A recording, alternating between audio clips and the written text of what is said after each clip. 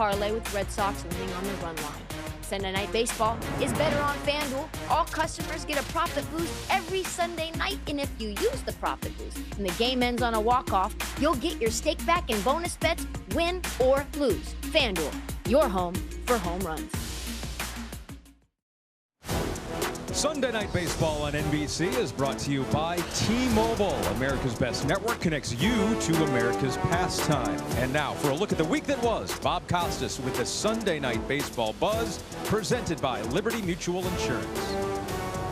From the beginning, a leadoff home run from PCA to the end, high fly ball, gone, ball game, and many times in between. Got him swinging. DeGrom's 2000th strikeout. These guys provide big moments. At the wall, he lifts it and makes the grab.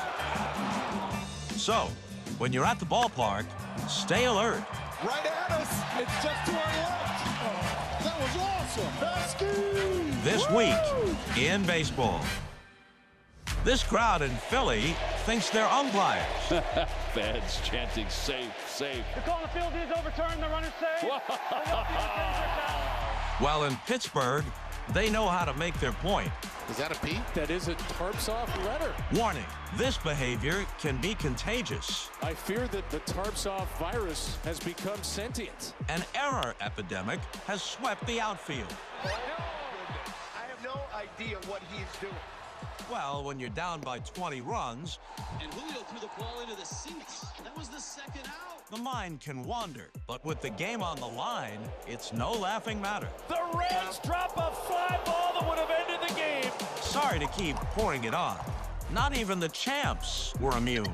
Couldn't catch it. It seemed they just kept spinning their wheels. Muncy stumbled coming out of the box there twice. But a series a mile high. Number 30 for Ohtani. Was just what the doctor ordered. That's a sweep for LA. Once was impressive enough, but how about twice in the same inning? Machado is going to be out at the plate. 2-in-1 inning for Carson Big. Now it's time to walk it off. Back it goes. Rogers walks it off for the White Sox. Which is when the fireworks start. And that's the baseball buzz. Man, Anthony, the White Sox are not going away, are they? No, they're not. They are a story this year. Take a look at the AL East standings. 3 games separating the Yankees and Red Sox right now. Yankees currently in action. Had their 5-game win streak snapped by Toronto yesterday. Rubber match today. Yankees go up first. Spencer Jones RBI double. Spencer Jones getting extended playing time with Judge being out, and he's taking advantage of it, driving in George Lombard Jr. there. Worked so nice they did it twice, this time with Austin Wells, and so it was 2-0 New York after this. Wells continuing to get the playing time. I know it hasn't been the best year, but if he can get going, that'll be a big boost for the Yankees offense. Blue Jays coming back, loaded the bases, only got 1 out of it though on the Daz Cameron sac fly. So 2-2 Yankees Blue Jays. We will keep you updated on this game through our game today. American League is wild. All teams within 2 games of the third wild card. Anthony, here they are: Rangers, Guardians, Blue Jays, Twins, Orioles, and Mariners. Yeah, it's incredible. Every week I feel like we're just talking about this race and how close it is. So it's going to come right down to the wire. It's going to come down to probably the last day of the season. And oh, by the way, the Tigers are 2.5 back, so they're in the mix as well. You have been watching MLB Countdown to First Pitch. Coverage presented by Liberty Mutual Insurance. Red Sox looking for the sweep. First pitch next. Welcome to Sunday Night Baseball on NBC, presented by Capital One. Home of the Red Sox since they played the Giants in the World Series back in 1912, Fenway Park. And on the mound today, Jake Bennett, the left-hander who's had 8 days in between starts. He'll take the hill for the first time since the 14th in Pittsburgh. So 9 days between starts, 8 days of rest. And Chad Tracy is hopeful that the fastball is a little bit livelier today. Yeah, you know, the last 5 games, Jake's really he struggled a little bit, hit a little bit of a wall. That ERA 5.67, and the walks have creeped up, and there's an innings concern. He had Tommy John in 24, last year only 95 innings, and he's already up to 120. So the extra days, they're going to be careful with him. And they're hoping that that fastball, not just the velocity, but the location. He likes to locate it top of the zone, and hopefully you see that today. He will face this starting lineup presented by Capital One for the San Francisco Giants, who are actually 10th in batting average. Some of that is Luis Arraez. They're 13th in slugging as well, and some young names to know surrounding the center of the focus of the crowd here today, who is in our picture. Rafael Devers in his return, and the media descended upon him, and he descended upon a pitch in game number 1 for a homer. Yeah, Rafi Devers coming in and gets a home run in the first game of the series to cut the lead to 1 late. They weren't able to come back. They lose a tough one last night, but yeah, there's going to be a lot of attention on Rafi and how he performs here in this last game. Anthony Rizzo is with us inside the pitch today. Riz, if you're Rafael Devers, you just going to attack the first pitch, get it out of the way, or what? Well, he's had 2 games to settle in, so just try to enjoy. He probably loved coming here and he's going to love leaving here. It's probably been an emotional series for him. Can only imagine. Anthony Rizzo, who was drafted by the Boston Red Sox, joining us today downstairs. Off we go from Fenway Park, and there is a first pitch fastball top rail. As you said, Lou, that is the type of thing we'll see a lot today from Bennett. Yeah, he likes living up there with that elite extension, 7 feet 1 inch, 94th percentile. 0-1 is fly to right field. Wilyer Abreu is underneath, and there is out number 1, and we will see what kind of response in day 3 Rafael Devers gets here at Fenway Park.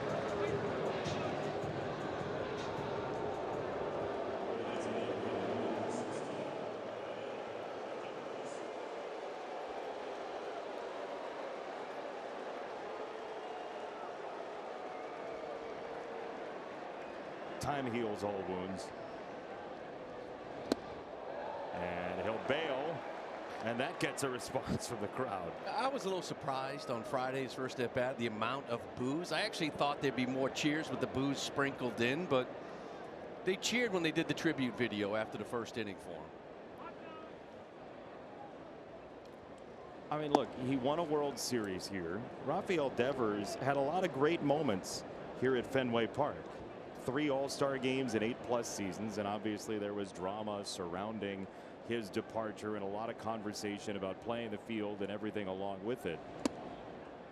But he was a cornerstone in a lot of ways of that team in 2018. Yeah, he was. And listen, Devers, this is a great hitter. And the only thing that impressed me was he hit great pitching. The other one was that he posts. This guy plays. He plays through injury. His presence is always there every night. That's important to him. He was a great hitter here for Boston. He is on for Willie Adames. Hunter, how's the reception been in San Francisco for Devers, just in terms of what the team thinks of him? Well, they love him, and it's an elite bat. Very tough to get in San Francisco, and to bring him in, and he's just been a guy that posts every day, as Lou just mentioned, and comes to work, puts his head down, and quietly gets after it day in and day out. And he's putting up some good offensive numbers. So Rafi's been great for the San Francisco Giants. 26 home runs, the most in the lineup, as Willie Adames, who has 21, stands in.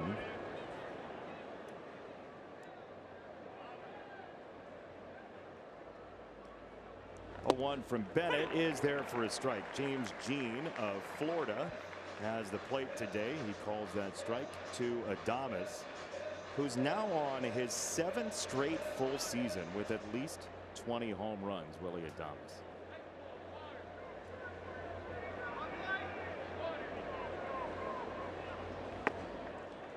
Ultra consistent power. Yeah, and for the Giants, they haven't had a 30 home run hitter since Barry Bonds until last season. Willie Adames, to hit 30 home runs at Oracle Park is an extraordinary feat, and as a shortstop as well, he plays good solid defense. He makes the simple plays. You can trust him, and he wants to be in the lineup. That's a pitch right there Bennett wants. You saw that fastball up and in. That's where he wants to live, because it sets up his best pitch, which is that changeup.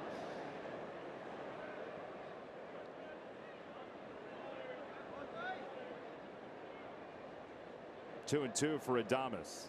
Devers takes a step back toward first, and this pitch is cranked to left field toward the green monster and high off the wall. It will be a very long single for Adames, who had to squeal the brakes around first. Eli White played it very well off the wall, and it's 1st and 3rd, San Francisco. That was a really nice play by Eli. I mean, he jumps all over this heater after laying off 2 good changeups. And Eli kind of keeping this ball, keeping Adames on first base. At least it opens up the door for that double play for him to get out of this. Yeah, you're absolutely right. Just reads the Karen perfect, and honestly, good job from Adames to put on the brakes and hustle back, because he was going to be out at second. Doesn't run into the out and keeps the Giants in business. Now here is the 21-year-old Bryce Eldridge, who is one of those young talents the Giants are hanging their hats on. He has the most homers for a Giant under 22 years of age since Orlando Cepeda nearly 70 years ago.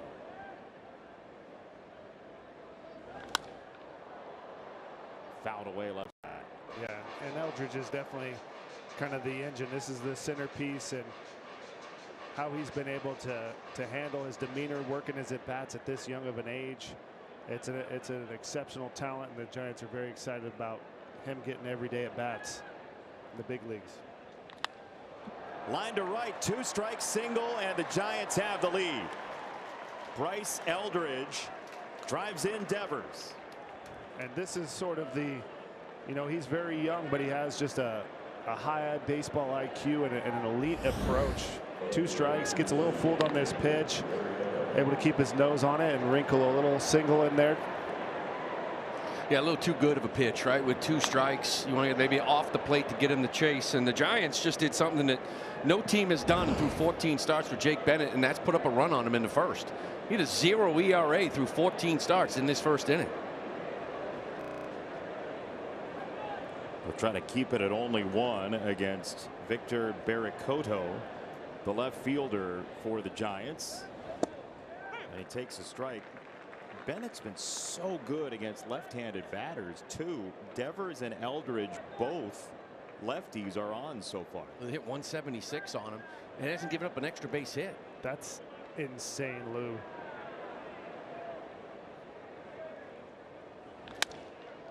Ground ball left side, base hit past Durbin.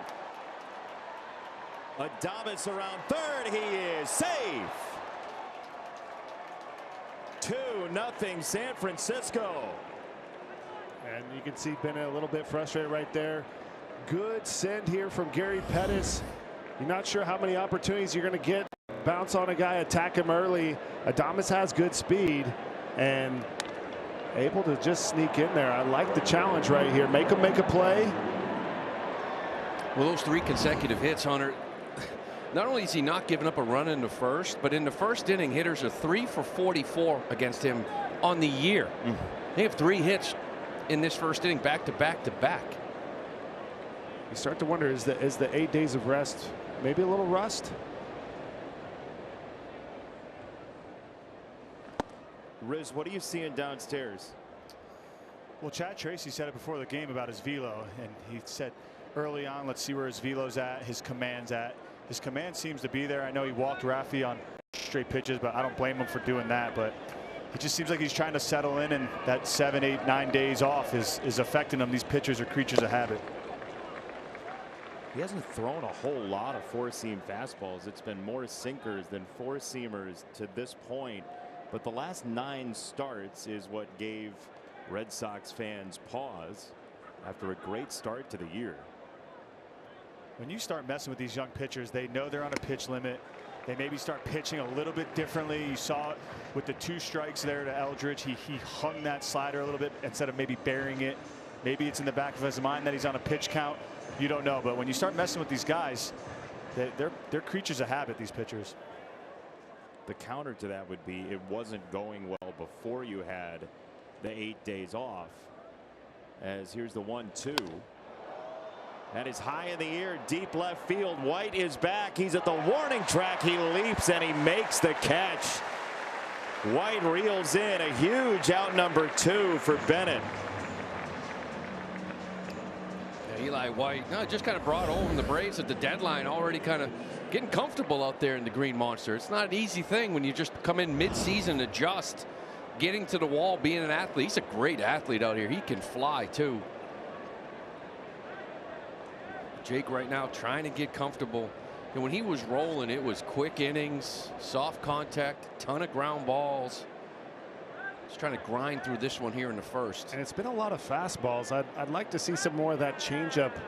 The Giants lineup, they'll get on your fastballs. It was Kisner who homered last night. Andrew Kisner fouls the first pitch away. That is a four-seam fastball at 93. Here's last night. Kisner gave the Giants a 2-0 lead that they carried all the way into the 9th inning. His 20th career major league home run.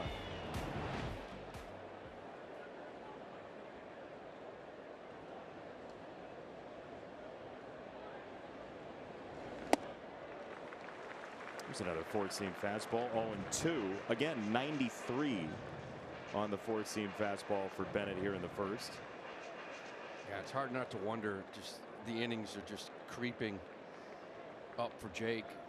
Again, Tommy John in 24 didn't pitch at all last year with the Nationals. Threw a total of 95 in the third. That was 75 in the regular season, 20 more in the fall league, and already at 120 combined AAA in the big leagues. They can try to find some extra rest for him.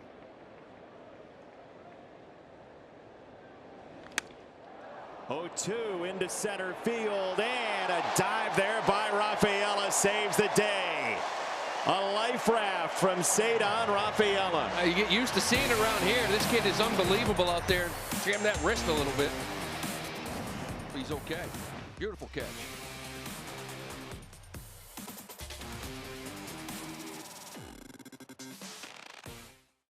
You may know him from the Little League World Series or the World Baseball Classic, and now Major League Baseball. Matt Tugboat Wilkinson, his second major league outing. Hunter Pence. And take a look at the minor league numbers. He only has 2 innings in the big leagues, hasn't given up a run yet, hasn't got a strikeout, but 90 innings, 96 strikeouts.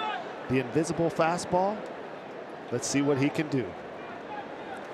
His first pitch at Fenway Park is visible, and a strike to Jahmai Jones, who is on the roster to beat left-handed pitching for Boston. And he fouls that away. 0-2. Okay, so the invisible fastball, they call it the invisible. It's not that hot on the radar gun, but hitters struggle to see it. Yeah, and I mean, in his first outing, 72% four-seam fastballs. This is big league hitters averaging 90 miles an hour. And of the 7 batted balls in play, only 1 hit 95 miles per hour or harder. He induces soft contact. It's just a different pitch that hitters aren't able to see. Gets good extension. 0-2 for Jones, and it's a ball and 2 strikes. So there they are, right? 62% in the minors, 4th highest. But the velocity's under 90, which is almost like you have to be this tall to ride this ride in Major League Baseball nowadays. It definitely is something. It's one of those anomalies, and you know, you talk about pitches that really stand out, and I don't want to compare him to Mariano Rivera, but it was just a guy who threw 1 pitch, and for Tugboat, this has been his bread and butter since the Little League World Series. You put the side by side, it's incredible how similar he still looks to the 12-year-old version. Line drive left field, base hit on a fastball. Jahmai Jones rips it for a leadoff single. Oh, Jahmai Jones has really done a nice job since they acquired him from Detroit. Kind of like a left-handed specialist. Had a nice year last year in Detroit. This year, not so much. He was hitting 154 against lefties. Red Sox took a shot on him. And he's now 10 for 19 versus lefties since he's joined the Red Sox. He had 1 hit with 2 strikes. You know him well. With the he's a great guy, and he's been huge in the past for the Tigers last year as they made the playoffs. He had 1 hit, Lou, with 2 strikes with Detroit. He's already got 7, including this one, with Boston. And by the way, he's got 4 doubles and 2 home runs. In Detroit, they're going to be wondering what is going on. What did they unlock? He just gets hits every time he jumps in there. And that pitch was maybe a little bit off away. It's a beautiful swing. He's feeling it over here. Different team, different look. 1-1 for Cedar Rafaela. But this is the way that Boston has been in that stretch of 27-3 and all of this that they've put together. It feels like they are never out of a game, and it's very fitting that the first batter after a 2-run first would get on. Yeah, and they quick answers. I mean, the first 3 months of the season, if they were down 2-0 in the first, you can go to bed. The game was over. I mean, you could. Their record was something about 1-32 at the time when they were down 2 at any point in the game. 2-0. Yeah. Just close the book. Listen to it on the way home. But lately, when they're down, boy, they're just waiting to come back. Little grit, little fight. On the ground up the middle. That's a base hit on 2 strikes for Rafaela. He's been very good at that this year. 2 on, nobody out for Boston. Yeah, you know, he chases. We all know that. He likes to swing the bat. But the one thing he's always shown from the very beginning is, you know, he will put the bat on the ball. 2 strikes, but he's shortened up his swing this year. He's been electric, using the whole field, taking shots early, and then shortening up late with 2 strikes. And they set the table for their left-handed batter, who actually is crushing lefties. He's one of the best left-on-left hitters in all of Major League Baseball, and he's one of the best hitters overall against lefties, left or righty in the box. Abreu, who you may not recognize him, he has a jersey on now. At the end of the game last night, he didn't. Tarps off, baby. Yeah, after the celebration. 0-1. Swing and a miss. I asked him here before the game. I said, listen, if they overturn that call and you have to go to first, did you have any buttons left? He said no. They were going to have to run in. They had an extra one. But because they ripped the buttons off, he had no jersey to stand on first base if they overturned that call last night. So he's going to the backup. He was going to the backup if they reversed it. You know, he would have been even more of a legend if that had happened. But he'll take the win. Couple of 2-strike hits already for the Red Sox here in the first. On 0-2, Abreu fouls it away. There's that fastball. Here is the walk-off we speak of. It's a really nice play over at first by Eldridge to spirit Anthony Rizzo. It's a tough throw to make getting off the ground. No doubt. I actually love that he spiked it into the ground. That looked like an intentional one-hop, long hop to the catcher. It just was, the foot wasn't on a play. Unfortunate for the Giants. Strike 3. Abreu goes down as Tugboat has a strikeout here in the first. And for Tugboat, that's his first big league strikeout. The guy who struck out the world in the minors, and right here, just a nice little slider, strike the ball, and it's his strength is left on left. Abreu's great against lefties. This one goes to Tugboat. 7 batters he saw in his first game, no strikeouts. Somebody will save that baseball, get it to the authenticator. This is always the goal for the Red Sox, to get Wilson up in the first. One of the best first inning hitters in the game, hitting .349, 7 first inning home runs. He's been everything you could ask for this team this year. Wave and a miss on a slider to the back foot of Contreras. For both Bennett and Tugboat, the hitters are letting them know what their stuff is about today. And you can see for Tugboat, the guys are clearly late on his fastball. That invisible is coming into play. And then for Bennett, guys were laying off the changeup, and that's his bread and butter. Towering pop-up beyond shortstop. And playable for Adames. 2 down. You were saying, Riz? I'm saying with all the metrics in the game today, right? Tugboat may not grade out as the most electric fastball, or his metrics may not be the best, but he gets outs. The hitters are letting him know he can continue to throw the 90-mile-an-hour fastball and get away with it. And then on Bennett's side, his velo isn't there. His changeup's his bread and butter. And Adames there in the first inning, taking those 2 changeups. Good pitches, strike the ball, and then getting the fastball to hit. So the hitters will always let you know as a pitcher what you have that day. Ball 1 to Caleb Durbin from Tugboat Wilkinson, who got the nickname from his father's best friend all the way back when he was little up in Canada. Grew up in British Columbia and moved to Alberta, but at one point while he was playing Little League Baseball, he was kind of hoofing it around the bases, and Dad's friend was saying toot toot. And it stuck. It's the greatest part about baseball. It does not matter what you do well, what your body type is, where you're from, any of that. It doesn't matter. Can you play? If you can, you play.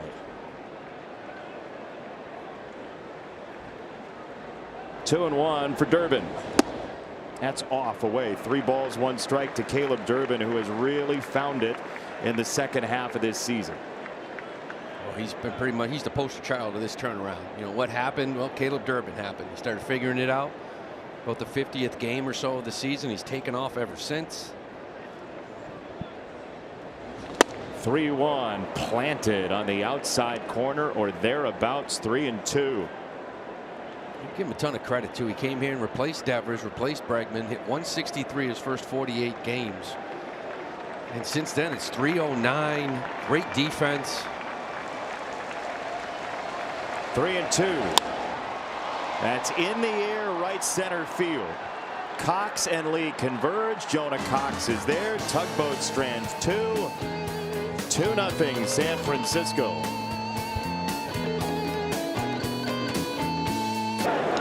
Play FanDuel's Daily Dinger for free to earn profit boosts the next day.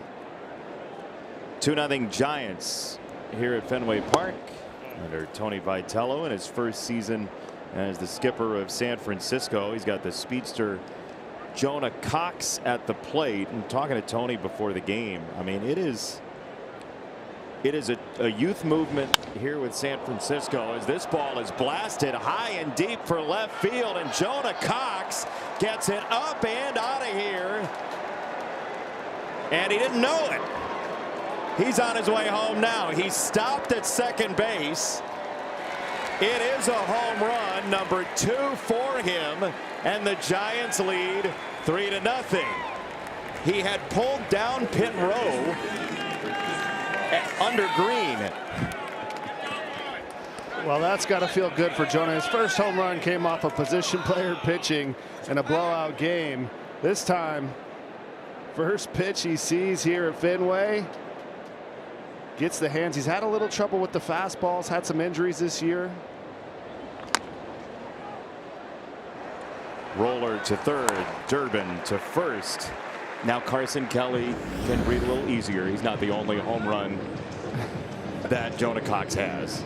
That's right. Carson Kelly can breathe a little easier. He got one off a big league pitcher. And interesting, I don't know if he thought he had a ground rule double or he just stops at second. Like, it's a high hop over that green monster. I was 100 miles an hour. What the heck? One down for Basabe, who slices this ball to center. Rafaela is back, and he makes the catch. All right, Ahmed Fareed postgame needs to go on the field and see if he can get a baseball on one hop over the green monster. That's going to be tough to do. You can't do that with a Super Bowl. That's why, like, what's he stopping at second for? I don't know. That's great. Head down and running. He's a hustle guy. You ever seen that, Lou? No. You've seen a lot of games in this ballpark. You would think. You know, you got to keep an eye on it. You know it's off the green monster. Maybe you're thinking 2. I've seen guys hustle thinking double, right? Never played here before. I don't know how high I have to hit it, even though you have batting practice. But I've never seen anyone just stop at first, even though this ball is up in the green monster seats. A second, rather. Strike 2. And we were Devers talking location. A lot more fastballs down, like middle. Whereas before, when Bennett was throwing great, every single pitch he threw was on top of this zone. Devers flips it foul and out of play. Yeah, Rafael Devers started the whole brigade in the first inning. It was a walk on 4 pitches, then 3 straight hits.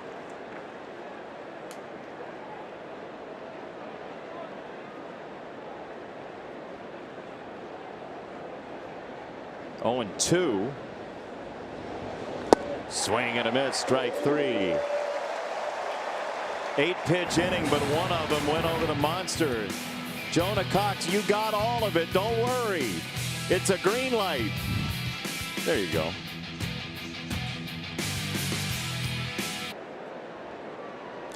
Tugboat Wilkinson bankrolled to a 3-0 lead, and he gets a ground ball foul third base side from Nick Sogard. It'll be Sogard, Monasterio, and Eli White in the second inning for Boston, trying to go 5-1 on this homestand against the Diamondbacks and the Giants.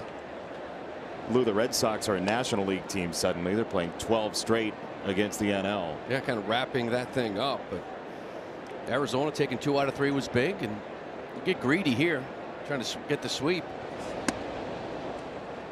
Yeah, Nick Sogard's been a big part of this too. I mean, he's just a winning player. The more you watch Sogi, it's some of all parts kind of guy, and you could see that. Defensively, made a huge play last night in the 8th inning, diving play, and big hit in the 9th. He's taken over that second base job. It's a ball player. It's a relentless offense. This is a good test for Matt Wilkinson. Lou, how much credit does Chad Tracy deserve in this turnaround for the Red Sox? Oh, a ton. You know, he's so steady. You know, and we talk about these role players like a Sogard or Anthony Siegler or Mickey Gasper that have come up from AAA, others that he's had, and when they call them up, they played for Trace, so they come up and they're relaxed and they've just been performing from day one. It's got to be such a big help, right? Yeah, you know how it is. You come up, big league managers kind of put them on a pedestal. They're comfortable with this guy. Sogard didn't challenge, and so he deposits a ball out of here over the Green Monster. He could have had a walk. He'll take a trot instead. It's 3-1.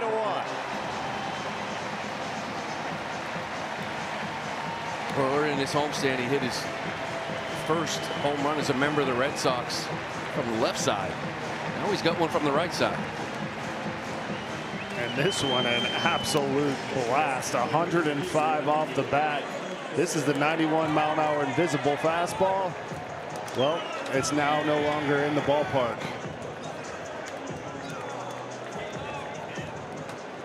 It's got to feel good. The homer or the Wally head? Both. I don't, this time of year, the Wally head, though, when you think about it, it's a hot summer, humid. It's a little humid for the Wally gross in there. Yeah, I'm thinking it's not a comfortable. How do you wash that thing? See, this is why we have the expertise from both teams for Sunday Night Baseball, is so you can tell us, Lou, how they wash the Wally head. I wish I knew that. Is there a lining in there that they could kind of change out? Breeze it a little bit? You can't keep spraying it. And they're hitting enough homers here at Fenway. There's 6.5 runs per game at home since the All-Star break. They've been wearing it a lot. And for a team that was dead last in home runs all year long, that's the 48th since the All-Star break. That's #1 in the American League. Your first time on the show, Lou, we talked a lot about the Red Sox not using the Green Monster to their advantage in the first half of this season. That has clearly changed. They were 12-25 before this latest stretch at home, averaging about 2.5 runs a game. A lot of history, not good history. Left center field, Cox on the run. He gets to the spot, 1 away. They couldn't score here at Fenway Park. Like, people hadn't seen it before. Even bad Red Sox teams could score here. And they just couldn't put any offense together whatsoever. That's been the biggest turnaround. The offense has woken up, whether it's the long ball, they're bunting more, moving runners. They're playing baseball, and they're being rewarded for it. And speaking of Chad Tracy and the credit he gets, he kind of addressed it. He's like, we're swinging at too many pitches, and we got to know what we're looking for. Fly ball down the right field line. You always have to wait here at Fenway to Pesky's pole. It is foul. And I thought it was a great point. He's like, what are we swinging at? Let's have relentlessly good at bats. Even if it's a strike, if you're not looking for it, you can take it, get your pitch and attack, and we're going to put the ball in play and see what can happen. And obviously it's turned into power because they got a little confidence getting the ball in play. I think you got to give him some credit for getting the mindset and the players for buying in.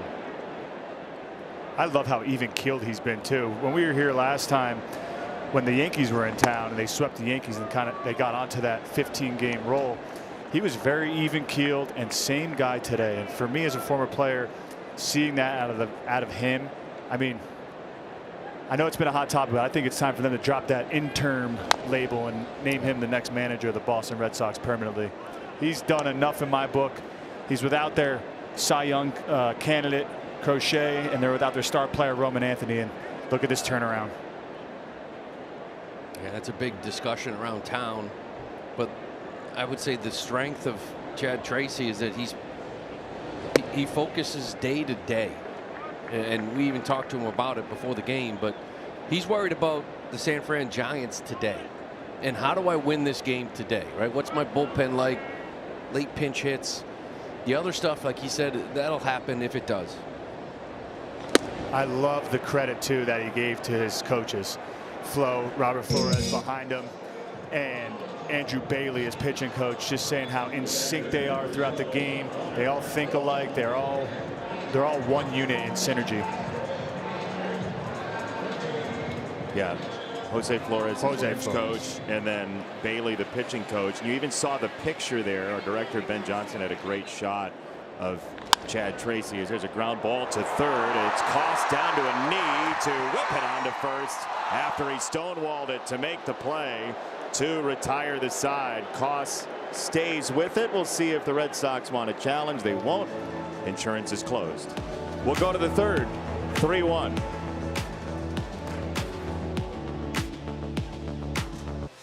Saturday, the Premier League heads to North London when Spurs make their home debut against Newcastle. It's a new season and there's plenty to prove when they kick off at 12:30 Eastern on NBC and Peacock. Ahmed Fareed has a special guest around Fenway Park. Ahmed? Liverpool born, Liverpool legend, one of the greatest players ever for the club. Robbie Fowler has made his way to Boston. Robbie, thanks for spending some time with us. What brings you to town today? Well, the Premier League have been running an initiative called Coast to Coast, which is obviously getting all the Premier League teams and getting all the fans all over the country interested in the Premier League. It's been a massive success, so it's been good. Fenway Sports Group owning the Red Sox, owning Liverpool, so I'm sure watching right now some Liverpool fans. 2-2 draw against Newcastle. Your reaction? I mean, I don't think it was a great performance, but it was a great result in terms of getting that penalty in the last minute. They obviously managed to continue to the final whistle, which is obviously massively important. It's a game, probably last year he probably would have lost, in all fairness. So.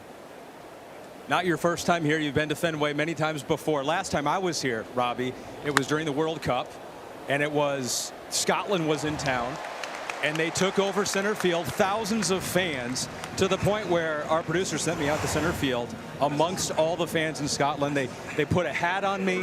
They messed with me. What do you make of my reception by the Scottish fans here? You know what, I love it. I mean, Liverpool people and Scottish people are quite similar in terms of how they are, the mannerisms, the actions, and they're very warm people.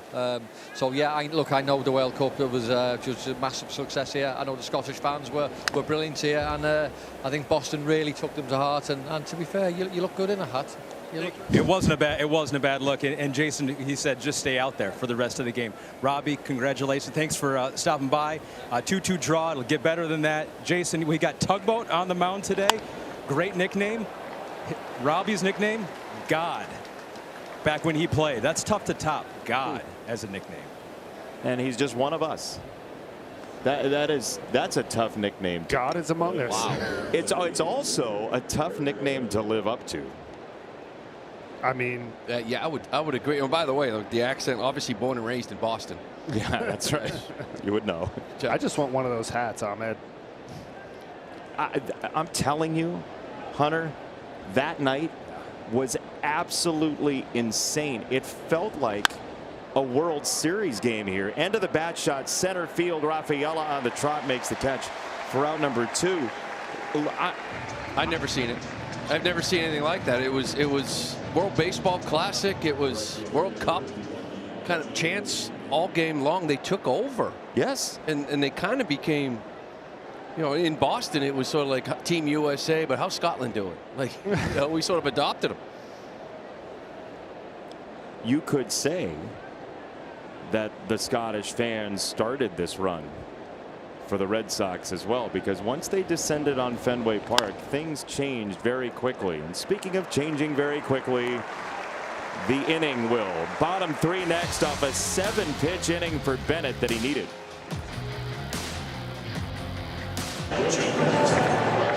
T-Mobile, America's best network, connects you to America's pastime.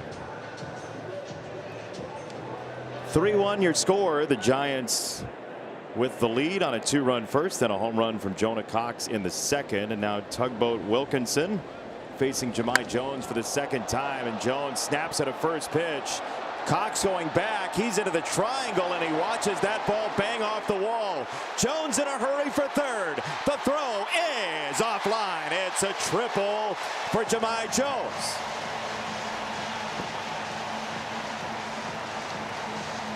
I don't know about you guys, but off the bat I thought it was a fly ball to center field, and it just kept traveling, and Jones just continues to terrorize left-handed pitching.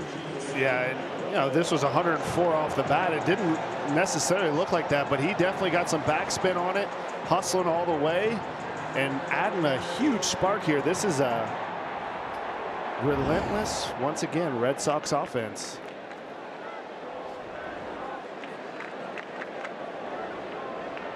Here's Ceddanne Rafaela. Again, 6.5 runs per game at home in 21 home games since the All-Star break. I mean, Ceddanne and Abreu and Contreras have been there all year. Durbin turned it around, but whether it's Jones or Solgaard, Monasterio, it's kind of been the calling card for this team. I talked to Jahmai, and he said when he came to Boston, he met with the hitting group.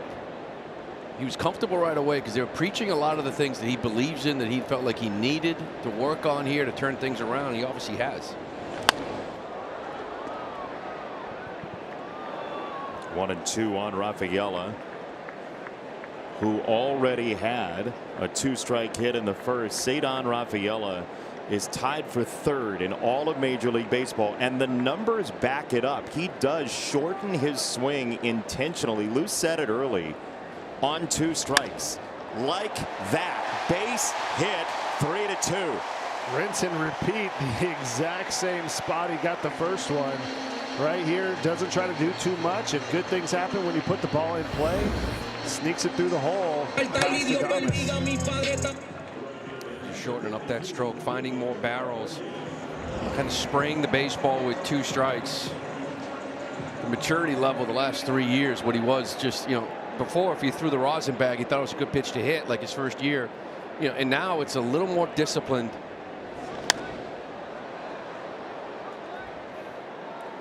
I mean, you can tell even talking to him. We sat down with him back in June here at Fenway Park, and he's talked about visualizing plays in center field, so obviously comfortable there, but this was with intent to be a better hitter late in counts this year.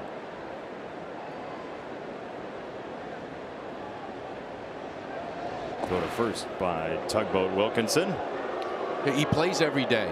In the last couple of years, you start wondering if that was hurting him because he's not a big kid. But in August and September, he would slow down a lot in the second halves. But this year, he took off in the second half so far.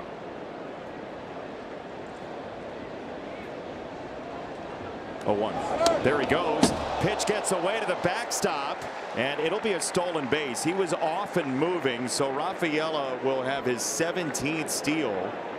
And he's at second with nobody out.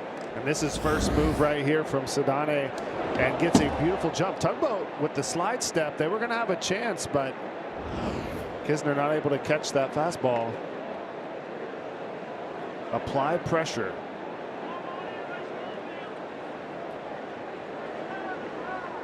Suddenly you have the tying run at second base after the Giants had the lead 2-0, 5 batters in.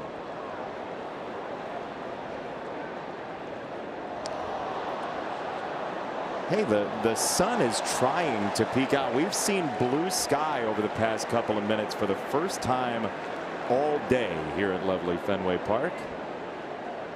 I think it's a beautiful day for overcast for the rest of the game, being down here in a makeshift suit that I have on. How makeshift, Anthony? Well, last night I was getting ready to put together this suit, and I realized that all my undershirts are at the dry cleaner, so I had to cut my sleeves off on my undershirt right now. It looks like I'm put together, but I have short sleeves on under this cut. So you're a tailor on top of everything else, huh? Yeah, add that to the resume. I am a newly found tailor. I love that he went for it. He didn't have to share that story, but Riz is Riz is one of us. Well, I'm loving this overcast. It's a beautiful day for a ball game. 3-2 on Abreu. And he hits it in the air, high in the air for left field. Barracoto is back. He is on the warning track to make the catch. One away. With the Capital One Venture X card, you earn unlimited double miles on everything you buy and turn all of your purchases into extraordinary trips. Capital One, what's in your wallet? Anthony Rizzo downstairs. Who doesn't love long sleeves anymore. Lou Merloni, Hunter Pence, Jason Benetti, our entire crew here at Fenway Park. One down. Wilson Contreras, Anthony's former teammate, standing in as the Red Sox have taken 8 first pitch swings, 9 first pitch swings so far this afternoon. Lou, would a safe word for Wilson be maniac with the way he plays? I mean, passion, energetic, sometimes crazy, but man, what he's been for this team has been outstanding this year. Yeah, this team needed a little crazy intensity. It's a young group. You know, especially when Trevor Story goes down, IKF goes down. It's a young group, a lot of mainly pre-arbitration guys all over the field. And Wilson Contreras comes in here and has this passion every single day. I said it before, like he plays the game like someone's trying to take it from him. And he's brought a toughness to this team. Gotta have a little psycho in you, you know? Yeah, no doubt. And he brings that edge, baby. He's been their one constant all year. I mean, they are massive numbers as Durbin hits a cue shot to first and Wilkinson gets out of the inning after 3. The Red Sox are within 1, but the Giants lead.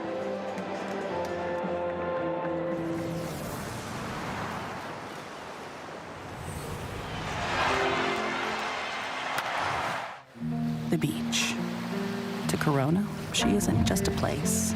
She is an element. And with salt and spray, she shoves us relentlessly into the present. That's what's inside every bottle of Corona. So no matter where your journey takes you, with just a squeeze of lime, the beach is always closer than you think. Corona, La Playa awaits. Giants trying to stave off a sweep here at Fenway Park. And Jake Bennett's first pitch of the 4th inning to Andrew Kisner is flied to right field. And Abreu there to make the catch. We'll get a game break from Ahmed Fareed. Ahmed? Yeah, update from the Bronx here, Jason. It was 5-2 after Ben Rice drove in 2 runs for the Yankees in the 6th. And then Jazz Chisholm moments ago in the 7th 2-run home run that made it 7-2. Currently 7-3 Yankees, who are 3 up on the Red Sox for that top wild card spot. With a huge series coming up, 4 games in New York next weekend, as Bennett now has a 5th out on 1 pitch, and the Giants are done with that. Jonah Cox has a base hit. So Lou, you said it off the top of the show. I want to dive into it a little bit. Why do you feel like a home playoff series is so important to this team? Well, with the new format, you know, you go on the road. Last year, the Red Sox make the postseason, first time in 4 years, but it's the first time under this format. So you're in the postseason, but every game is at Yankee Stadium. I don't know about you, but it does feel strange when you're in the postseason and you don't get a home playoff game. Yeah, it's the reward of the city. Everyone wants to come celebrate. 162, you earned the right to get into the playoffs. That is tough. So if, you know, back-to-back years, so you either have to win that first wild card, host, or you got to win that first series. Because, you know, 2021 was the last time you had a playoff game here. You know, and this place is waking up here a little bit. It's more alive, especially in the last couple of months. We like to dredge up bad memories as much as possible on this telecast. So Riz, tell us what 2021 was like in this ballpark in the playoffs. The ballpark was electric. I mean, the game was great, except we lost. But man, this place it's just the best venue to play, especially at nighttime. Fenway Park is the best venue to play for me on the road. Really? Yeah, again, instead of I wish we would have won that game in 21 and went deeper into the playoffs. But yeah, I always loved coming here and playing at Fenway. Pop up. It's the shortstop Monasterio making the catch. Bennett, by the way, did what every position player wants a pitcher to do. He just bailed. He just walked out of the shot. Yeah, but it is strange. If you guys have played in the postseason, and if you never played at home in front of your fans, wouldn't you sort of go home and feel like, did we really make it? Absolutely. It was a big force for us in 2014, the one game in Pittsburgh. We wanted to have a playoff game at home, and it's special to play in front of your crowd and your city. It's just such a true home field advantage here too. Tony Vitello said it before the game. You know, they're kind of cruising yesterday, and then they get into the 9th, and one guy gets on, and all kind of erupts. You know, so that's a true feeling here where you're a visiting player. One guy gets on, and it feels like it's playoff atmosphere right away. It broke loose, would you say? Something broke loose. Yeah. All hell broke loose. He went for it. I did. We tiptoeing. You know, I didn't know if you could say that on national television. Oh, I didn't know that. You rip your sleeves off. You can say whatever you want. Yeah. I'm still getting used to this. 0-2 on Basabe. Oslavis Basabe with Cox over at first and his great speed.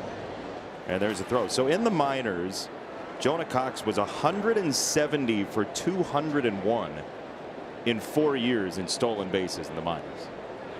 He can float, and he's got good instincts. It's like a remote controller, instantly top speed.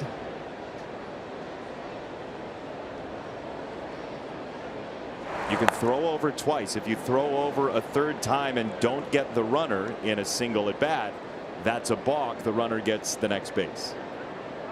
I'm still waiting for a guy to hit that balk move, right? Throw over a third time. Of course, it's a risk because now you put him instantly in scoring position, but the guys that just take off now. On 2 strikes. There he goes. It's tipped into the glove of Connor Wong. Strike 3 for Bennett. That's another 8-pitch inning.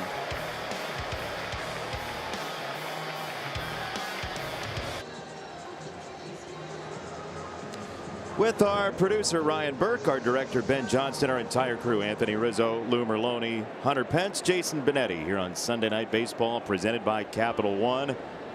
Tugboat Wilkinson's first pitch, a strike to Nick Sogard, who homered over the monster and over everything in inning number 2 to get the Red Sox into the run column today. And he lines this to left field. This is well struck. That will hit the base of the wall and spin quickly to Barracoto, whose throw is not in time. It's a double, a hustle double for Sogard. And a nifty slide here. The Giants are going to take a look because the throw beats him. Basabe has a chance to make a tag, but the swim move turns this potential out into a safe. And look at that avoidance, and snags the hand in there. That is a ball player. And this is where you'd like to take advantage, you know, knowing which balls to go for it at home off the wall, which ones not to.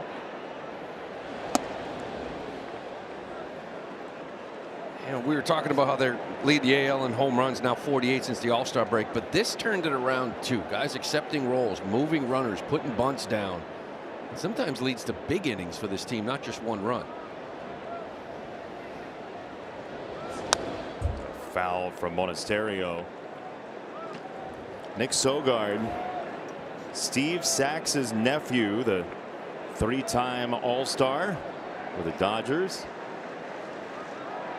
His jersey very representative of that play that he just made, a leadoff double. Wilkinson misses. We get a challenge. Our first one today, T-Mobile ABS challenge from Kisner. James Jeans, strike zone being challenged. It is a solid strike. Pitch is a strike. San Fran has 2 challenges remaining. When that ball gets a lot of the zone, that's a good challenge. Clear. That was pretty good challenge.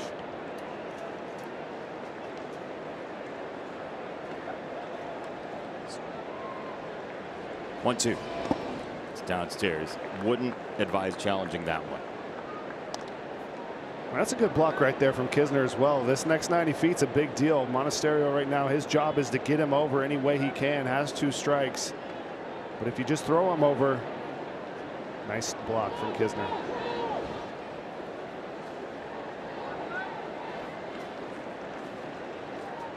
You mentioned the Bailey trade. Getting Wilkinson, Patrick Bailey, the multi-time Gold Glover, traded to Cleveland well before the deadline. 2-2. That is off the plate on a changeup. 3-2 for Monasterio. Yeah, the quality at bats, right? Trying to put the ball in play. Monasterio took over shortstop 39 games ago. 289, 26 RBI. So productive offensively and gives you quality at bats.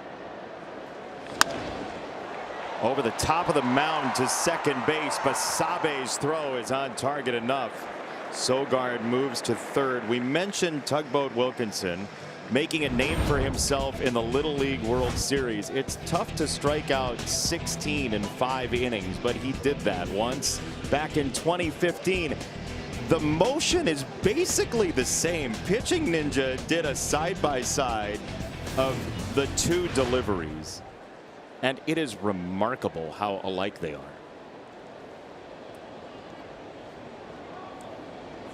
Swing and a miss with the infield in. Eli White trying to drive the ball here against Wilkinson, and here they are. This is just so cool. It is like cut to 10 years later, the exact same in the big man's body. So that is cool. That's popped up first base side, and it will be caught in fair territory by Eldridge for out number 2. Wilkinson trying to get out of it, Ahmed. Yeah, I talked to him yesterday, and he's locked in on the Little League World Series once again. Team Canada is back in it. Said he watched parts of the game yesterday. He's been a little busy over the last week, though, with his Major League debut and all. I talked to him about that performance at the Little League World Series. 16 Ks, 5 innings. He featured the Invisiball. You guys have talked about it. Didn't know what it was back then. In pro ball, though, you got the technology, you got the TrackMan. Found out a combination of low release, good extension, the ability to stay behind the baseball, gave him unique rise, or as he called it, upshoot. And so what we have learned here, Jason, is that it was tough to handle for little leaguers, tough to handle for big leaguers as well. I mean, the amount of times you hear somebody landing on a pitch. Here's a fly ball left hand side, pretty well struck. Barracoto is back. He's at the track. He's at the wall, and that is caught. Soundly hit the He wall. clanged into the wall, and he pulled it in. He says it must be his body that went into the wall. He's trying to sell it, but they're going to challenge. The Red Sox are going to challenge this. There was a loud thud. The call was out. The question is, was it his body, his glove, or the ball that hit the green monster? Yeah, you heard that loud noise. Is challenging the catch. See it here. That hit the wall. Looked like it, yeah. It sounded like it for sure, and then there it looked like it. Oh, you see the mark on the end, it looks like there. You could definitely hear it from the booth that ball hit the wall, but good sell job right there. Great sell job. I mean, that's all you got to do, right? Just put that. Try to sell the sizzle. Back in the day, you try to sell it. Now with the challenge system, it's a little bit different.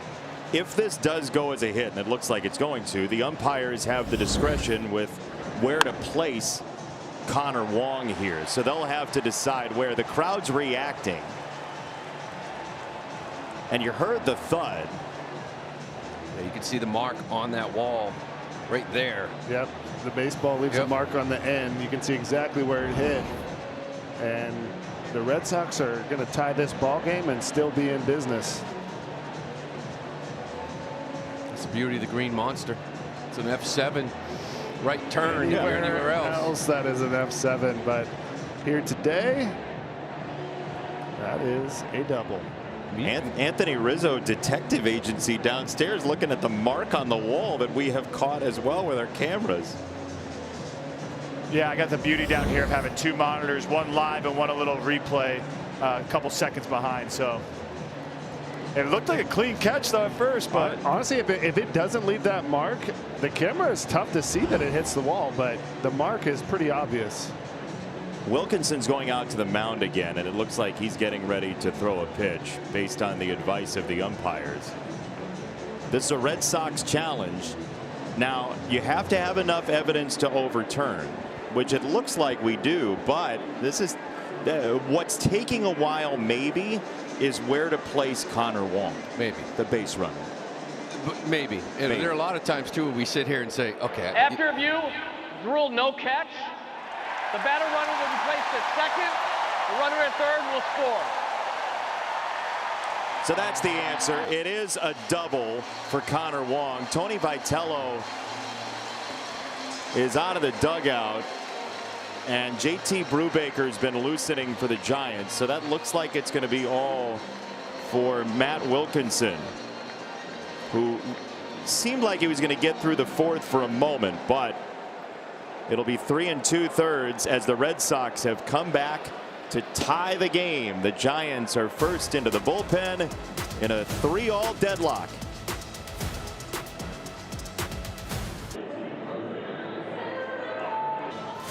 College football is on NBC and Peacock Saturday. Already Saturday college football. It's a showdown in SoCal. San Jose State against the fighting Lincoln Rileys in USC. Live on NBC and Peacock.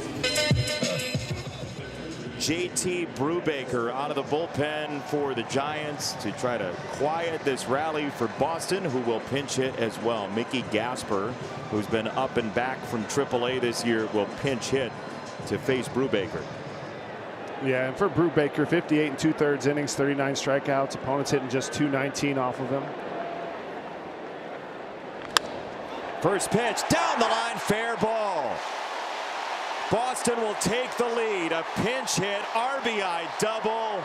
A cast of thousands for the Red Sox have propelled this run, and here we go again. Well, Chad Tracy.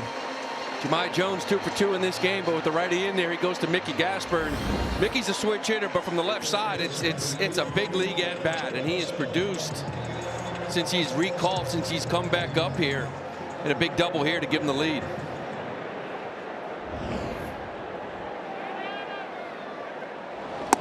'27th round pick out of Bryant in Rhode Island by way of the state of New Hampshire. Mickey Gasper, a local guy in New Hampshire. He's got the perfect name for a Red Sox too, huh? I mean, plus it's a big league mustache. I mean, let's be honest. Yeah. He and Peyton Tolley, they compete about who's got the best mustache, but he just snapped. He had a home run in 3 straight games. It was snapped the other day. And he just keeps producing, whether it's DH or pinch hit roll. He embodies the essence of a Red Sox right there. Comes through in the clutch here early in this game still. And this place is live again. Riz, you're on it though. I mean, Lou Merlone saying Mickey Gasper on a Sunday afternoon. Gasper? Quintessential New England. Gasper. Mickey Gasper. The Mick. Does it again in the clutch. And here we are again. 2 strikes on Rafaela. He's 2 for 2 with 2 strikes already. Both of them, as you said, Hunter, up the middle. Put a barrel on it. Find a hole. That didn't look like a shortened up swing. It did not. He was on that one.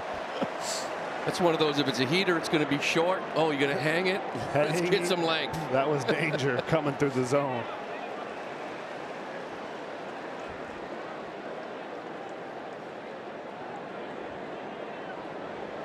Two and 2 will have to wait. Gasper gets back. Red Sox were 32 and 46 on June the 24th. I mean, it's basically exactly 2 months, and everything has changed. Into center field. That's a third 2-strike hit for Rafaela. He is unstoppable late in counts. It's 5-3. Wow, 3 for 3. This is just 2-strike battling as we mentioned, and he answers the call again. Just throw the bat out there. You got to use the whole bat to hit 300, and he's climbing his way there here today. I mean, contact is king, right?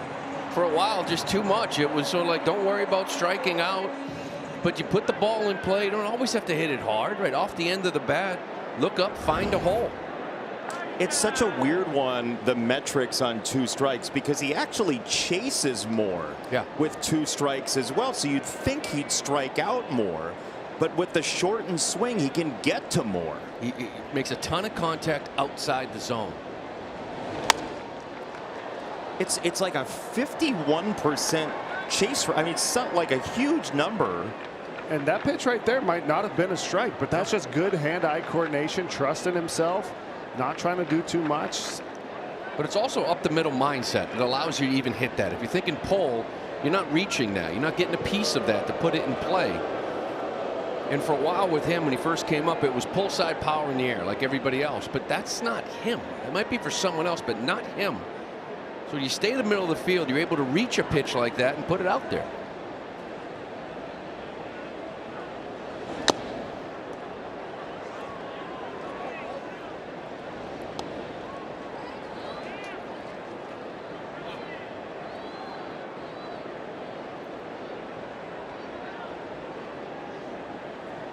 Rafaela with 2 strikes. The chase rate is 58%. It is massive. I mean, it's mind-boggling how much he creates offense for this team when innings should be over, when at-bats should be over.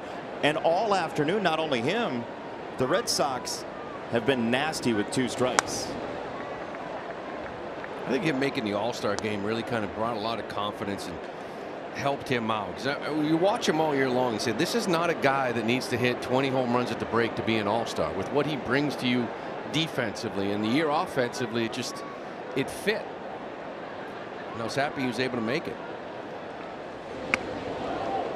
You know, not only the 3 hits, but the diving catch in the first inning when things were looking a little bit tough for Bennett and the Red Sox, and that was, in my eyes, to the naked eye, no chance he gets that ball. The defense he's everywhere. 3-2. Abreu pops it up. Third base side, Koss is out on it. Barracoto is in, and after his encounter with the Green Monster, Barracoto does finally have the 3rd out of the inning. But Gasper and company add on 5-3 Boston in a double barrage.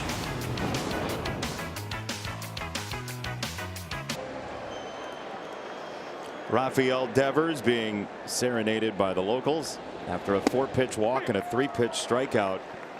0-1 in his 3rd plate appearance. Anthony Rizzo, you saw him close up for many years in the American League East. Who did Rafael Devers hit best? Oh, that's a no-brainer. That's Garrett Cole. I mean, Garrett hated to see Rafi in the lineup. I was saying that I think the Red Sox missed on their tribute video. If they wanted everyone to cheer for him, they should have just played highlights of him hitting all the home runs off Garrett Cole. I think he has 8 or 9 of them off him. Yeah, it's 8 of them. And then it ends with the infamous intentional walk with the all-4 that ended up making us pay in that game as well. So Garrett was the happiest person to see him go, that's for sure. The spring-loaded 4 fingers from Garrett Cole. It's like 40 at-bats, 358 home runs. They're ridiculous numbers. That's Simonich. Off one of the best pitchers of our generation as well. So, I mean. Well, like I said, that's one thing I'll always remember about Rafi. Like he hit the best pitchers. Giants, Lou, are being very aggressive here. I mean, you look at the pitches by inning for Jake Bennett. After a long first inning, he's been extremely efficient. 23 in the first, and basically a total of that since. Yeah, 8 pitch second, 7 pitch third, and just locating that. He's going to that sinker and the changeup, getting some quick outs. Speaking of changeup, strike 3. And to be honest with you, this is what you saw from Jake Bennett during like a 7-8 game stretch. It was really quick. It was efficient. And maybe there's that first inning. We talked about the 8-day layoff. He had that at the All-Star break, and he threw great coming out of it. But still, in a routine, just needed that first inning to get dialed in, and he seems to be very efficient. He has calibrated and in command here so far since the first.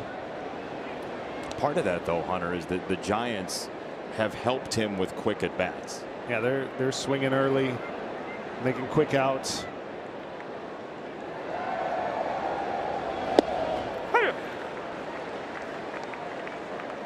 And you rarely see emotion from him. He'll strike out the side in Yankee Stadium and walk off the mound like he's walking to the back of the plane to go to the restroom. Like, it's just. You're saying you're calm when you walk to the bathroom on the plane? Yeah, I don't know where that came from, but I just thought maybe you made a scene when you're going to the lavatory. He's very calm individual. You just don't see much coming off the mound no matter what the situation is. And he'll come off the mound right there. Strike 3. That's a 9-pitch inning.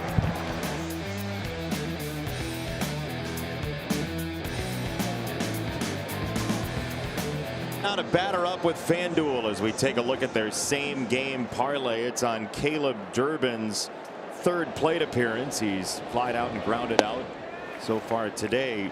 Durbin will bat 2nd in this inning after Contreras. But there are no odds on his pinky finger staying in place. And maybe there should be, considering as there's a ground ball to 3rd. New 3rd baseman is Buddy Kennedy with Willie Adames coming out of the game.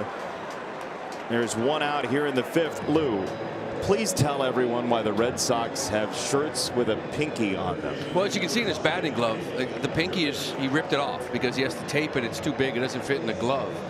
This whole thing turned in Colorado before he came back and swept the Yankees. He dislocated his pinky. It was going the other direction.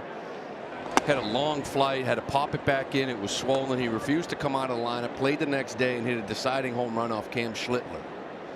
And it brought a toughness to this team. And there's been moments where he slid into second base, and you can see that pinky's in pain. He came back in one game, had a game-winning hit, and in the post game, he said it's just a pinky. So he's taping this thing up. They have shirts made up. It's just a pinky in the clubhouse. Played through a lot of pain with this thing and hasn't really affected him one bit. Keeps banging. The Red Sox rally cry, Chad Durbin, it's just a pinky. It's just a pinky. Come and see us. I mean, it's so swollen, doesn't fit in a batting glove, so he ripped it off. Chad Tracy did say before the game, as he was smiling talking about the shirts, he did say that other guys look around, they see Durbin hit a home run with the pinky issue in that Yankees series. So here's a pop-up right side. Basabe will leave it to leave for out number 2. And everybody else goes, hey, I can play with pain too. Here's that homer. As you guys know, I mean, 162 games, you're not going to feel good. Maybe the day you show up at spring training. So this just sort of like, hey, this doesn't feel well, that doesn't feel well, but I'm good enough to play. I see what he's doing, and it lifts you up. You talk about the intangibles and setting the tone and making a statement, and I think it gives you mad street credit. Yeah, Hunter. Why'd you look at me when you said mad street credit? I'm just a magnet for that. Yeah, you got well when you got the bag off the camera. Street credit. Okay. TV remote production truck credit. Anthony, you were saying? Hunter, like you said, the street credit, it's true. Yeah. When you know guys are banged up and they're one of your guys or one of your soldiers on the front lines and they're playing through that, it makes you want to play through what you're going through to match his intensity or what he's going through. So I always respect and admire the guys who posted up every day knowing they were banged up or knowing that they didn't have their all that day, but them in the box is a bigger present than maybe someone else. And for those avid viewers of our show, Anthony Rizzo has been hit by a pitch 222 times in his major league career, so he knows about playing through pain.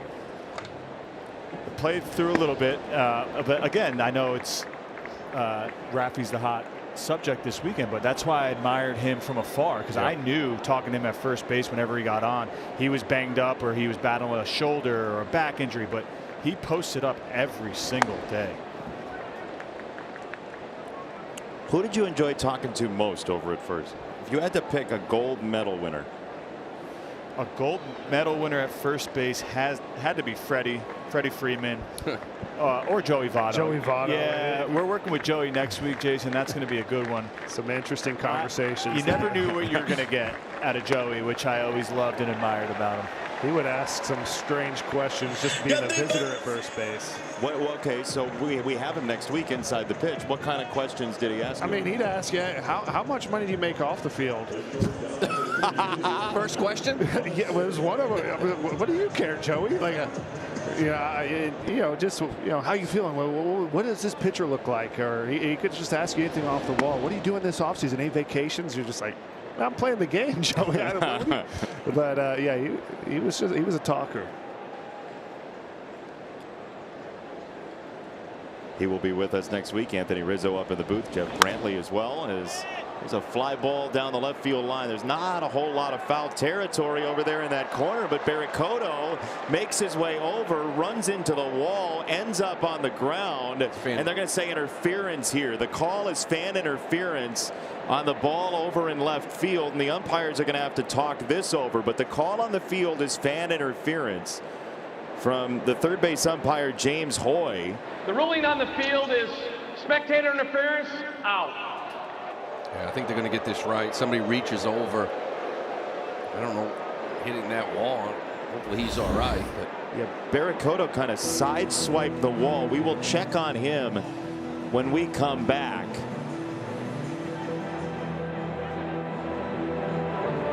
Play Ball is baseball's global youth initiative to highlight the fun and accessible ways to play our great game. To learn more, including how to find a league near you, scan that QR code or go to playball.org and follow it. Play Ball on X, Facebook, and Instagram.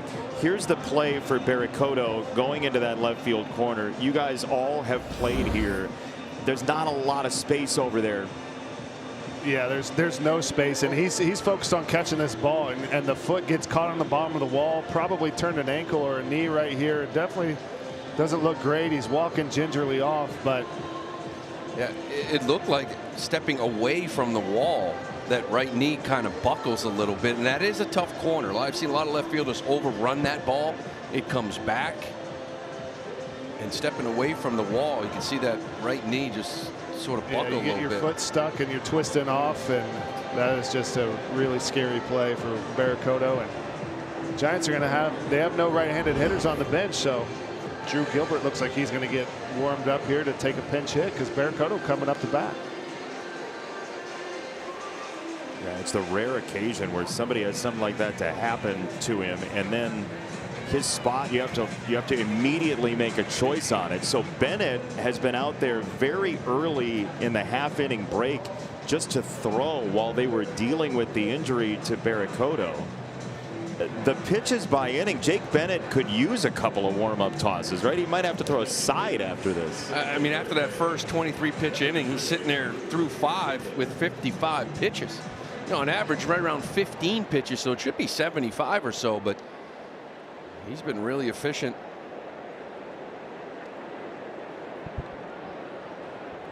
Looks like the fan who interfered with that ball might be it for him.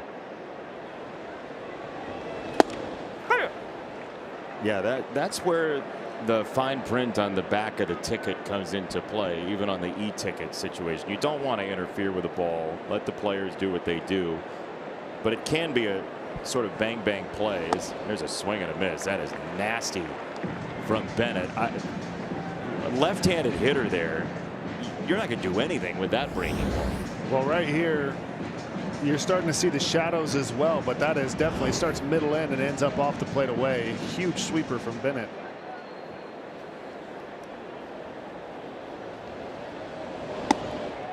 Check swing, no go, 1-2. Riz, what do you got on the shadows down there?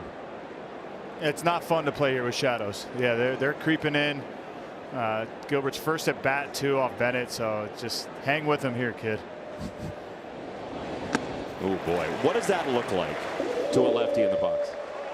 It looks like it's a strike right out of the hand, so that's why you see the awkward swing there.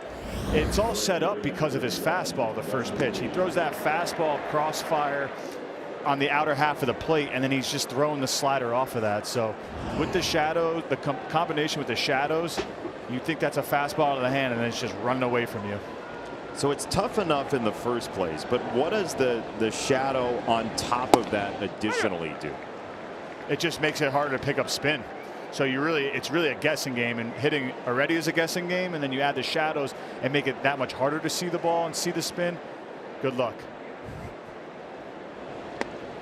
So to give you kind of an example, like if you just watch the ball right here, it's going to be bright in the sun, and then as soon as it hits the shadow, it's like it blinks.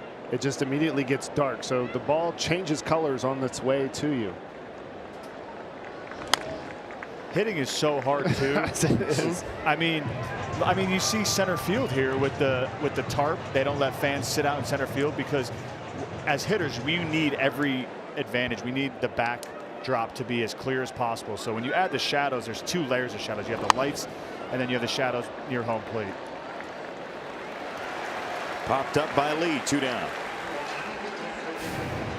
Craving more baseball? Just tell Siri, show me today's MLB schedule.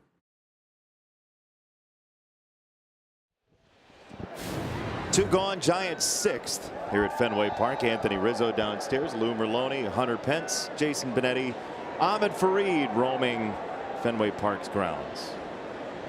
Andrew Kisner, first pitch, strike 1. Boy, Jake Bennett, we were going to have a totally different conversation today if the second inning was like the first inning for him. Well, we were talking about the Giants being overly aggressive maybe in those second and third innings. Now they're trying to be maybe a little more patient. It's just that Bennett is quality strike 1, getting ahead of every single pitcher, every single hitter. I was just talking about Lee up there at the plate not liking the shadows. Wait till he gets to right field with the sun coming out, because it's one of the worst right fields this time of day given where the sun sets. Well, here's your chance. Abreu using his glove as a visor. It's a 10-pitch inning for Bennett. Red Sox going for the sweep over San Francisco here at Fenway Park. Sunday Night Baseball moves dayside here in Boston, and the first pitch leads to a bunt, popped up, and a diving play off the mound, beautifully done by Brubaker, who is down after throwing himself at the baseball. Eli White tried to lay down a bunt, and Brubaker's hurt, and maybe just knocked the wind out of himself, landed on the wrong parts. But you know, pitchers can be athlete-ish. Hunter, I think your hypothesis might be correct. Yeah. You know, he's selling out, and ooh, that'll knock the wind out of you. I think he's just going to need a moment. Almost a full scorpion too. Oh baby. He did get a little knee cushion though. He stuck the knee down there. He hasn't done that since his little league run.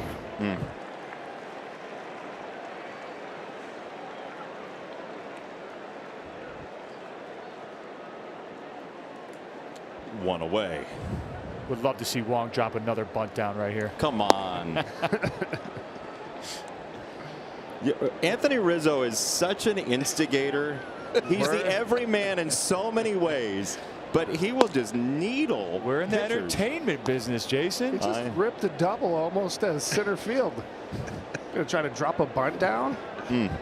Keep the defense on their toes at all times. Oh, Connor's got a few bunt hits.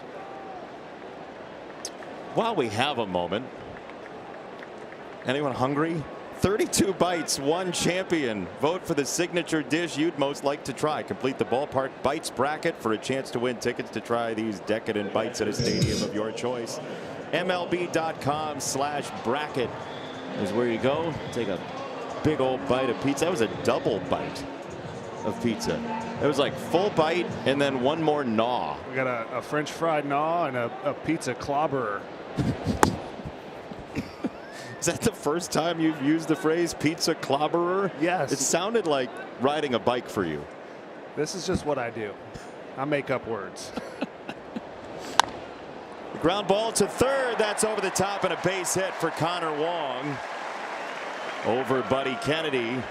1 out, 1 on. Now, Hunter Pence, you have a history of hitting baseballs that will elude people in this ballpark. Not exactly. See, that's a good scouting report. You know, you mix in Buddy Kennedy, you got the short third baseman, you know that your chopper's live. Wong, you know, he's not a griefer like Rizzo. He's not going to try to double up on the bunt.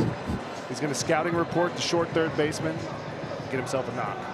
We got a pitching change coming, but we're going to explain why after the break. Hunter Pence understands where to place a baseball at Fenway Park. The importance of location as Sam Hentges is out of the bullpen for San Francisco. Hunter Pence has perfect aim here at Fenway Park. Well, take a look at this guy. You know, that's where the shortest part of the fence is, you know? Why do you have to do that to Brock Holt? Hey, I don't know why he decided to just lay down, but I had no idea because you don't know. Like I thought maybe it went out and that's why he was laying down, but I was going to get home as fast as I could. Inside the park. Of your 244 home runs, where does that rank? Very high because I always wanted to hit a home run in every stadium I got to play in, and I only had one series here, and it was with the Rangers. The only time I was healthy to play here in my whole career. And that was my only home run. I crushed the ball to right center. This place is huge to right. I couldn't get anything up to left field. I'm not a big pull guy, so I'll take my whatever that was. You know. When did you know he was fighting with the wall? Well, I just saw him laying there, and I saw the ball bouncing up the right field wall, and I was like, I'm touching home. I don't know what just happened, but this is my chance to have my one home run at Fenway. Nothing's going to stop me. So was the dream over the Green Monster? That probably wasn't on your bingo card. Honestly, I'll take Inside the Parker over Green Monster. Everyone's done that. How many people have Inside the Parkers here? There are quite a few, but not as many. I'll take it. Yeah, you go for the most interesting homer, right? It definitely kind of fits my essence. Weird stuff. This one bounces away from Kisner. Wong to second base with one out.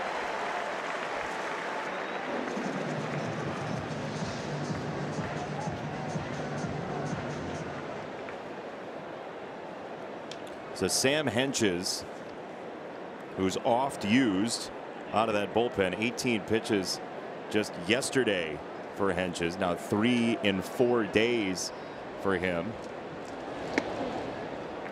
Lou, do you think that Mickey Gasper growing up saw old video of you? Because that video surfacing of you just getting that at bat, the goatee, you played with a goatee. I mean, I'm seeing a stark comparison right here. Well, he's got the power stash, but now he's gone to the goatee look. So I don't know if there's any influence there. He'll fly this to right field, and Lee is underneath. All right, you all be the judge. Lou Merlone, Mickey Gasper. See, he got the power stash. You know, the really embarrassing part was walking full uni through the mall to get that picture taken. Getting your glamour shot. We got the clouds in the background. You Sears Roebuck. Was that at mall picture? Like, what was, that's what we used to do old school back when I played in the 60s. I don't know. That's a beauty. You go get a pretzel at the food court that took your picture. A little mustard on it. But Gasper, he's going goatees, trying to be like you. Yep. That's my guy. That is awesome. Ryan's own. Play ball right down the street. Smithfield, Rhode Island. There is a strike. 1-1 for Rafaela. We get a challenge here. Challenge from Cedar Rafaela. Well, Cedar has had a fantastic year this year, but this challenge system is not a category in which he's excelled. He's actually 499th out of 499 hitters. He's last? Yeah. Everybody's got the one pie piece in Trivial Pursuit that they can't get the last. But we were talking about this. You don't talk about what a player can't do. You talk about what he can do, and he's 3 for 3 right now in this game. Maybe he just wanted to make it more dramatic when he got to 2 strikes, because he's 3 for 3 with 2 strikes. Right. This is the 4th time in his career he's had 3 2-strike hits.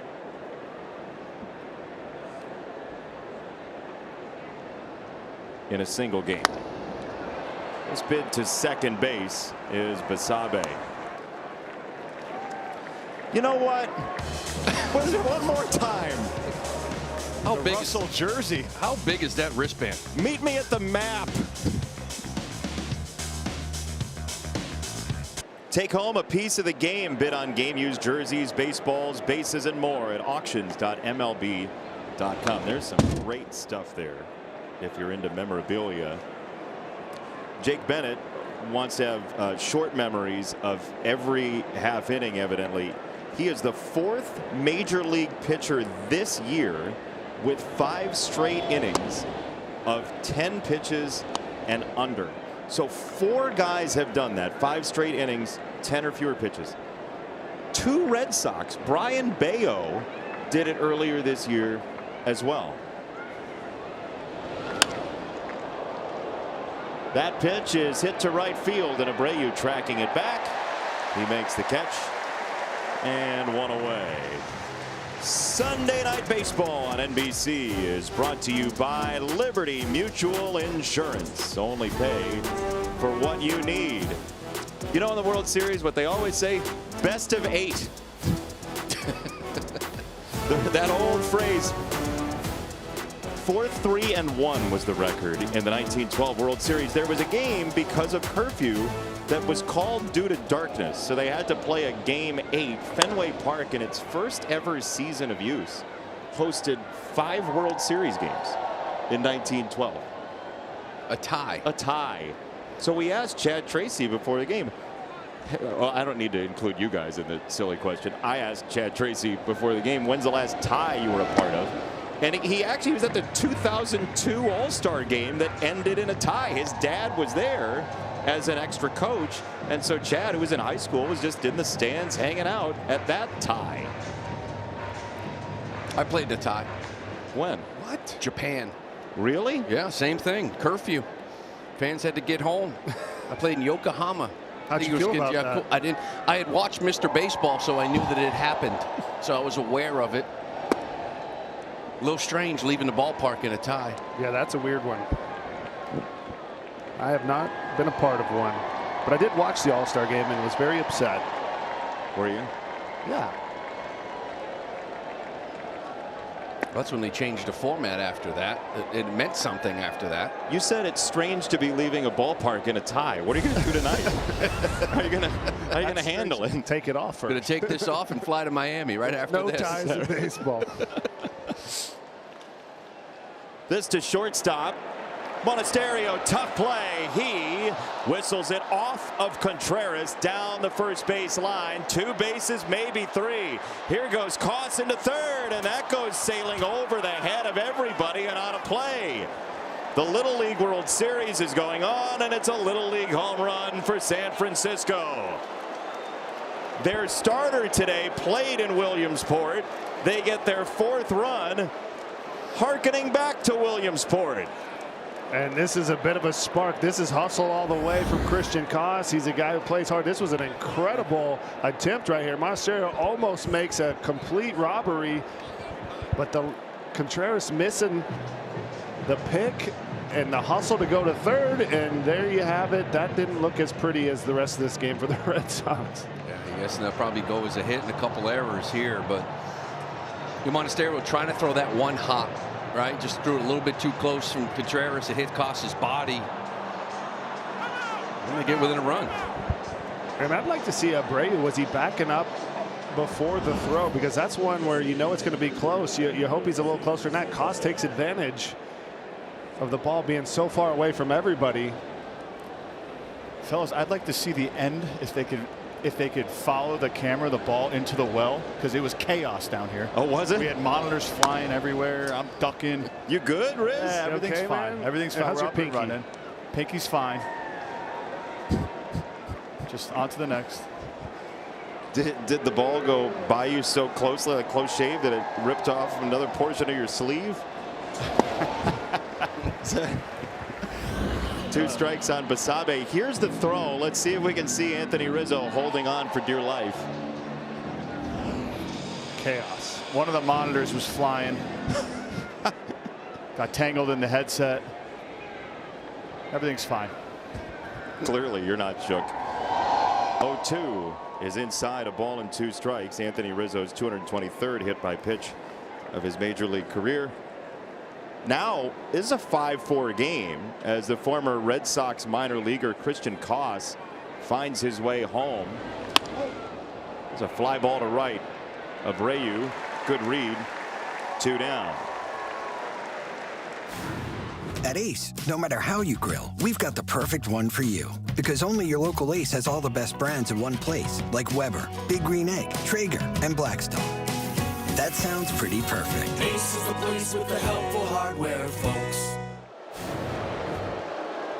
They're not booing Ace Hardware, a cherished sponsor on our show. They're booing Rafael Devers here in the 7th inning, and that is strike one to Devers, who walked and scored in the first. He is the tying run now suddenly in this game, as the Giants just had their first base runner since the 4th. This is a big at bat right here for Rafi. A chance to play a little bit of the villain. You get a little spark from Christian Koss. The momentum kind of shifts after a moment like that. 1-1. Hammered foul left side. He is thinking about tying this game. Yeah, and Bennett thinking about trying to get through 7. If he is, he's going to have to go through Devers. This may be his last hitter. He's really settled in. Got a big at bat here.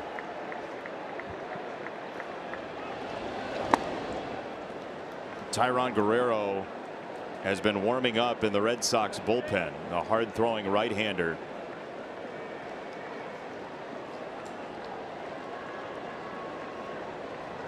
2-2. Bennett to Devers. Left field side, and it'll find the seats. Anthony, you've seen Rafael Devers close up. 2-strike approach here from Bennett. How you throwing to him? I'm being very careful. Rafi covers. Rafi's a very good bad ball hitter, and what I mean by that is hitting pitches out of the zone. So sometimes I feel like the best pitch to trick Rafi on is the one down the middle, because he's not expecting it. He covers so much of the zone. You got to be really careful. He threw the crossfire there, fastball. I think he can go change up underneath the hands or the slider away. It looks like we're going to change up underneath the hands here. They stay with the fastball. And strike 3. Devers took it. Inning over. Bennett clears 7.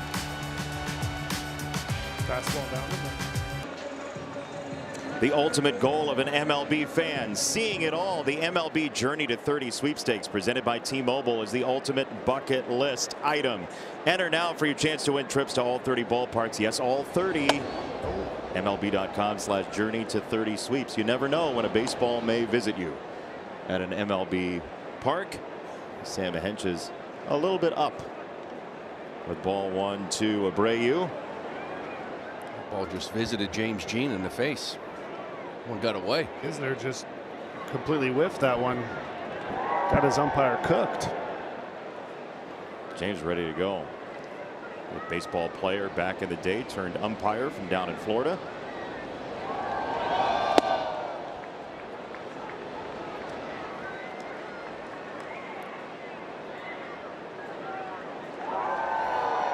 Two 2-0 on Abreu, and an interesting matchup here of a guy with huge pull side power against Henches, who came into the weekend with the 2nd highest opposite field percentage for a pitcher in Major League Baseball. Everybody's trying to hit pull side power stuff, and Henches has been forcing guys to go the opposite way.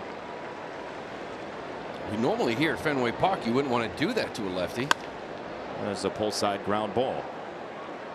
Basabe for out number 1. The NFL season kicks off a day early with a Super Bowl rematch as the Patriots face the defending champions Seahawks Wednesday, September 9th on NBC and Peacock. You would imagine the ratings here in Boston would be pretty substantial. Patriots last year, a little surprise year, but year 2, Drake May, people are excited.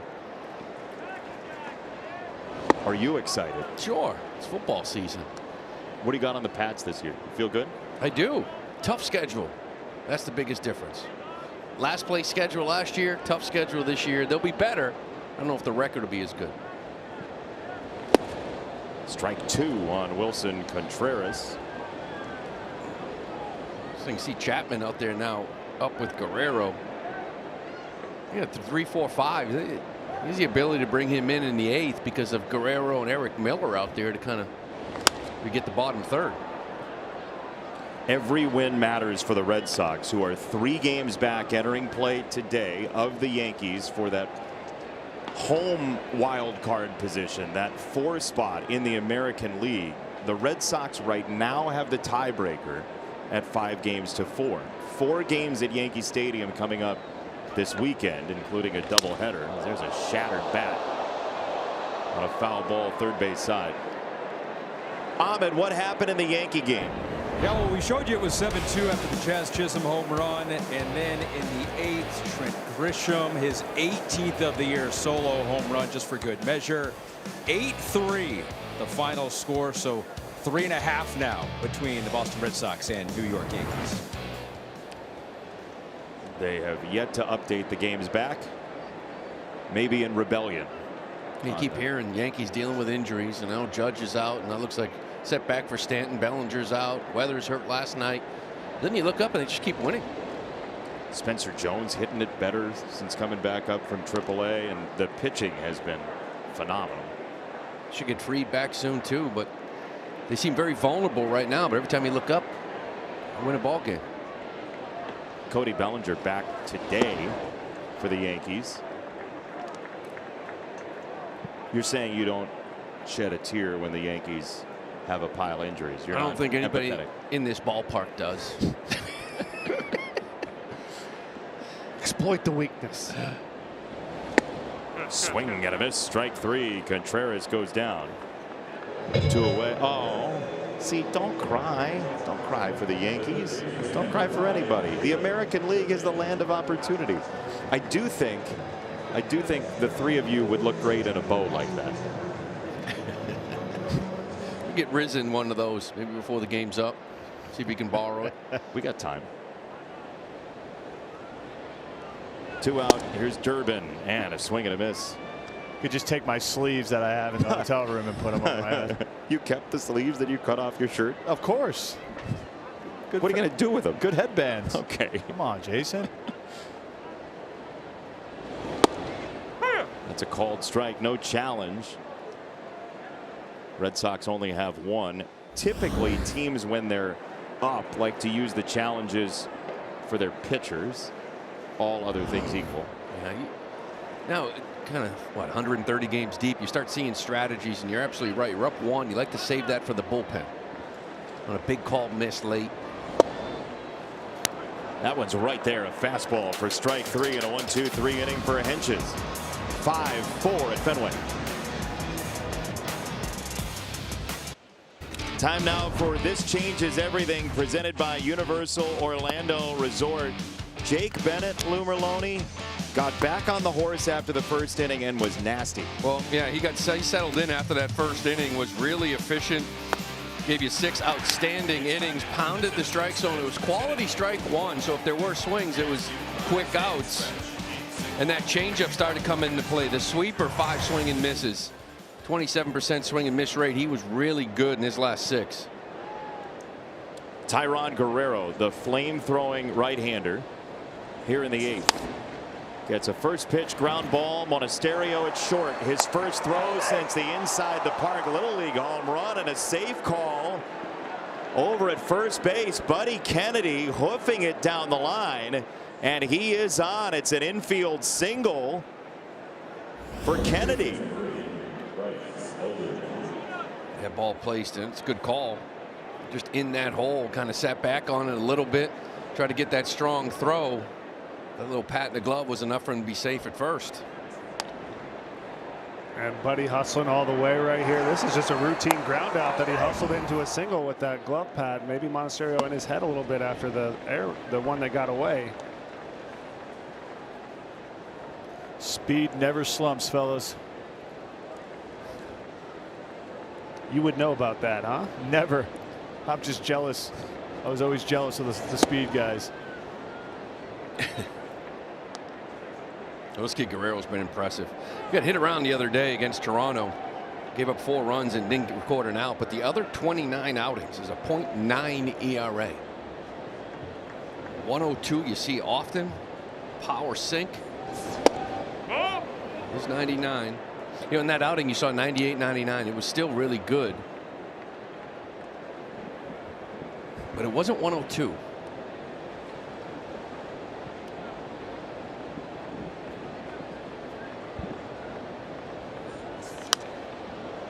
Fouled away left side.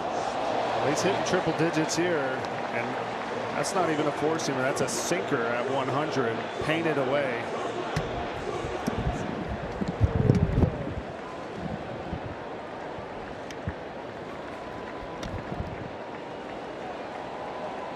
Two and two. Fouled away. Here's 1-1. He gets plenty of swing and miss. And the other thing, too, 54.7 ground ball rate. So there's a lot of ground balls.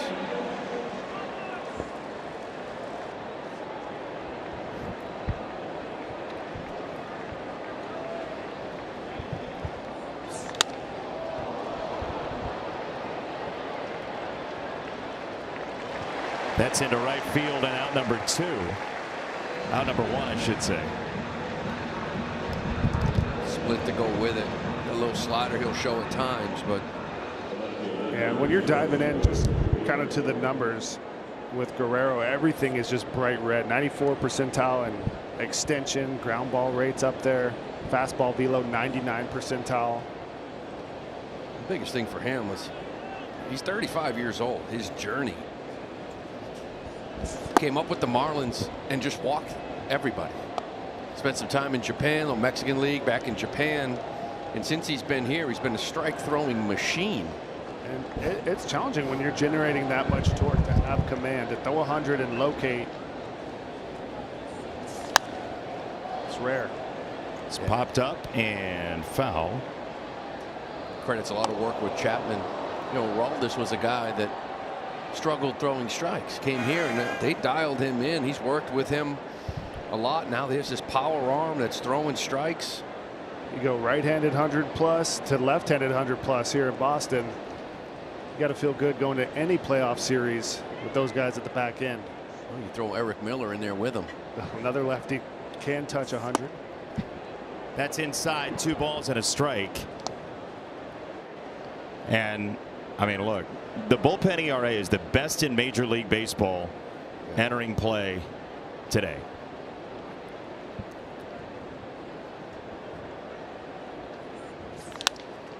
This to second base, could be 2. Monasterio's turn is there. 4-6-3. The Red Sox defense smoking this afternoon. Next Sunday, it's an MLB doubleheader on MLB doubleheader on NBC and Peacock. First at 3 Eastern, the AL West leading Houston Astros come to New York to take on the Mets. Then at 7 Eastern on Sunday Night Baseball, the Cincinnati Reds take on the Cubs at Wrigley Field. That's next Sunday on NBC and Peacock. So here we are, bottom 8, first pitch, fouled away by Sogard, 0-1. Trent Harris on here for the Giants in the 8th. Red Sox up 5-4. Nick Sogard at the plate, 2 for 2, a home run, a double, scored a couple. And that is up and out, 2 balls and a strike on Sogard. Red Sox trying to put this game away, looking for the sweep here at Fenway Park, and that is a challenge. It looked like a strike live. Kisner will challenge. Pitch was called a ball. The catcher challenge. This is a pretty good challenge by Kisner. And the Giants got San Fran has 2 challenges remaining. The Giants got 2 to work with, so you can gamble some of these iffy ones, and another good one here from Kisner to get a big strike for the Giants. Ground ball just wide of first. Well, you have Aroldis Chapman looming. You have Monasterio, then White scheduled next for the Red Sox. Aroldis Chapman, one of the best closers of all time, getting loose. Ground ball off the mound over the bag. And the Giants are fortunate, Koss, that didn't catch the pillow at second base. Sunday Night Baseball on NBC is brought to you by Capital One. What's in your wallet? And by Progressive Insurance, a grand slam for your budget. Notable Red Sox to have departed, gone elsewhere. We saw Jake Peavy earlier today. He was nice enough to stop by the booth. Rafael Devers. Oh, Jake Peavy, the legend, coming in and loving on us, as he said. He's one of the best. Got a World Series here in 2013 and then snuck over to San Francisco for another one. I played with Peavy, who was 22 years old in San Diego, throwing 98 sinkers, nasty breaking ball. Was he, how confident was he at 22? He used to hate it because Bochy used to make him walk Barry. He didn't want anything to do with it. I can get him. Not many guys did that year. Can hear him saying it. There's Peavy. Oh, he hated it. Peavy might be the only pitcher I have ever faced that screamed after he threw a pitch or as he threw a pitch, "Look out!" That ball's drilled to left field. A monster tester high off the wall, and it dies slightly on the bounce off the wall. The throw, not in time. It was a great bid from Gilbert off the wall, but it's a double for Monasterio with one out in the eighth. Monasterio just keeps doing it. Keeps swinging the bat. This is a little breaking ball that stays in from Harris. And again, another read. He kind of stumbled a little bit, come around first base, lost his helmet. San Francisco is challenging the safe call at second. This is a nice play by Gilbert. You talk about challenges. Why not? You're sitting here in the bottom of the eighth. A double. You want to get a look at it. Does he stay on the bag? Yeah, now it just might be maybe he came off the bag right there. But for the Red Sox, this is a little bit of that home field advantage, having the confidence to take a controlled, aggressive risk at second, and then knowing we can try a swim move on the slide. I think he got in there, unless there's like a time his hand came off. But a beautiful calculated risk, if you ask me, right here from Monasterio. And you challenge in part because in the eighth inning and beyond, you're allowed to ask for a crew chief review, even if you're out of challenges. So that's why this becomes sort of no lose for San Francisco. But you're saying in a one-run game, Hunter, that's a good decision to try to get yourself in scoring position to add on. I think it's a calculated After risk. the call's confirmed, the runner is safe. San Francisco loses their challenge. Because the whole play's in front of you. If you have good speed, you can kind of watch where the infielder's set up to catch the ball. And you saw the first one where he dove inside because Basabe was on the outside. And same right here. Just avoid the tag and trust that you can be an athlete to get to the bag before he tags you. And you saw Adames kind of cancel his ball off the green wall where you're not as comfortable. You don't play here as often. The Red Sox that's part of it. Trying to play better in this ballpark. If you want to be the team that takes the right risks on a wall ball, right, to get to second base or even make the decision to hold up at first. It's the other teams that don't play here every day, that aren't used to getting that read off the wall, that you want to see make those bad decisions. It's always looming, right, in every shot. We just saw it. Monasterio at second base. There's the monster, right? It is a part of playing here. Guys that haven't played here before, one of the first things you do, figure out what the bounces are. And even the carom from Drew Gilbert, like maybe he had to take one step, maybe give it a little too much breathing room, but still good bang bang hustle play, and the Red Sox are able to capitalize. Jarren Duran will pinch hit for White. That's a strike to Duran, who even when he's not going well batting average wise, there's some power in there. There are athletic tools in there, and he gives you the left on right at bat with one out in the eighth. Quickly, two strikes from Harris. And it's starting to come in, 270 in his last 20 games. 252 with guys in scoring position. The batting average isn't there, but you just mentioned it. You look up and you see those 17 home runs. 62 RBIs.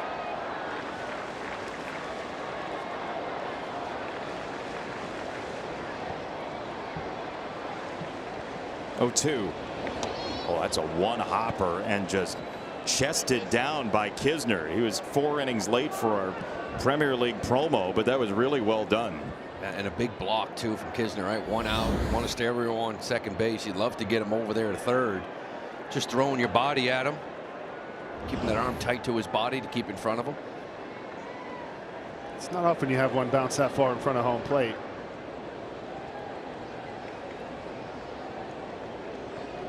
Extra step from Monasterio. Drew a look for a moment, and there's strike 3. Harris takes care of Duran. 2 down. High fastball. A little carry. You can see Duran here. He's got the leg kick, and that one's just blown by him. Saw the curveball a foot in front of home, but then kind of changes the eye levels and by you. And so with that, runner at second, 2 out. Chad Tracy wants this run. He is going to go to the trade deadline acquisition, Adley Rutschman, who pinch hits here in the 8th. Yeah, that's one of the good things too. When you pinch hit a guy like Duran for White or Adley for Wong, you don't lose anything defensively if you don't upgrade defensively. Even though you're up a run, a lot of teams don't want to pinch hit when you're winning a ball game because you don't want to lose that defense.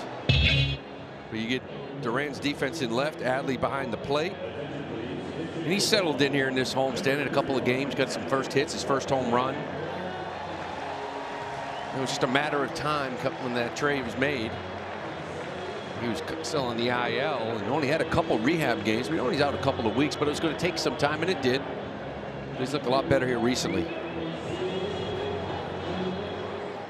We were talking before the game, and he said his dad's advice was ringing in his ears. Just control what you can control. He heard it from a very young age, and it's advice we hear a lot. But as he was talking about it, you don't know when you're in 4th grade or 5th grade when you hear control the controllables that it's going to apply 25 years down the line, 20 years down the line, to try to acclimate in a major league clubhouse in a pennant race.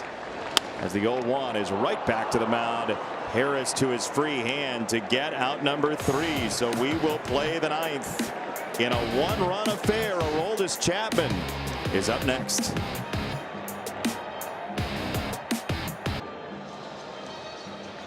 Swing by a Capital One Cafe, part bank, part cafe, all in one convenient and welcoming space. Capital One cafes are open 7 days a week. Visit CapitalOne.com/local to learn more.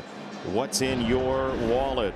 395 career saves. Aroldis Chapman looking for 396.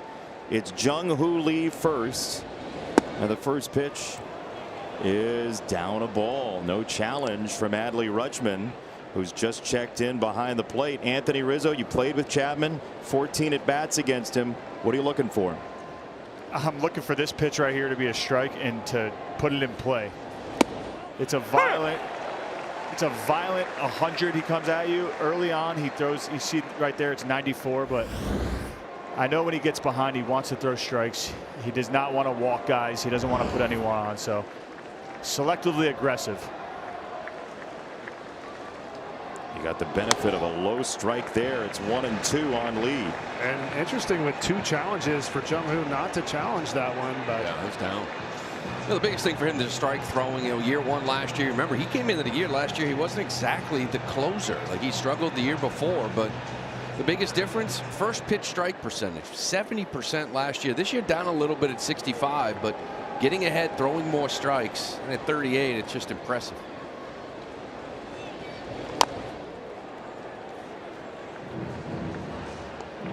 I love right there, he just came set and was still shaking off Adley in the pitch com until he got the right pitch there. Them still getting to know each other.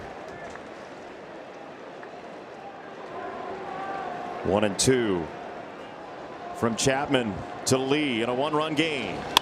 On the ground, Chapman uses his height to his advantage. Skyscraping for out number 1. Again, at 38, he's just an amazing athlete. Be able to do it for so many years.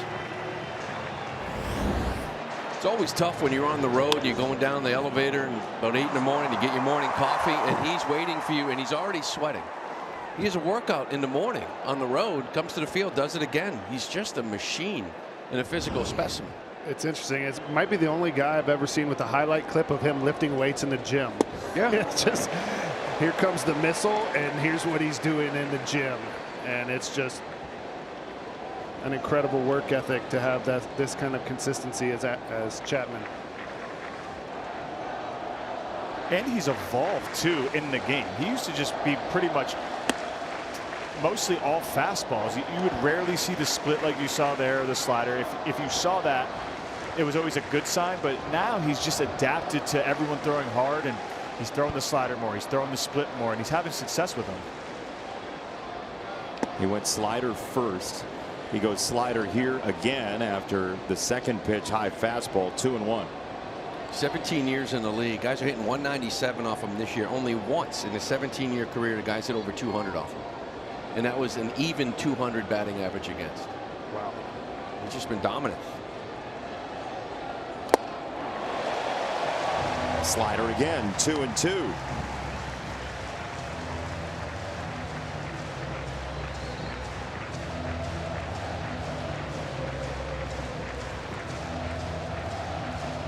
Last night ended with some Red Sox players with their jerseys off. The fans are starting early here in the 9th.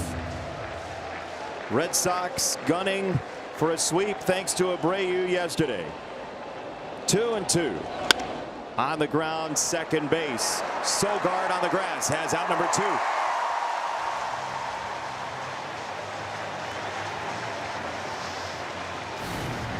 Boston 3.5 back of the Yankees for the 4th spot in the American League. That's a 4-game series on the way over the weekend at Yankee Stadium. Yeah, but Joe, you really can't look too far ahead because that Miami team could play. They've got some arms coming at you, but we all know that's going to be a big series in the Bronx over the weekend.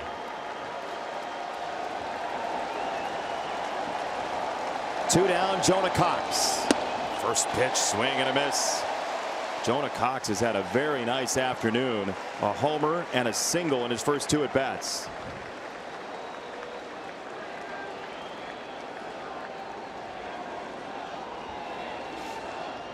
A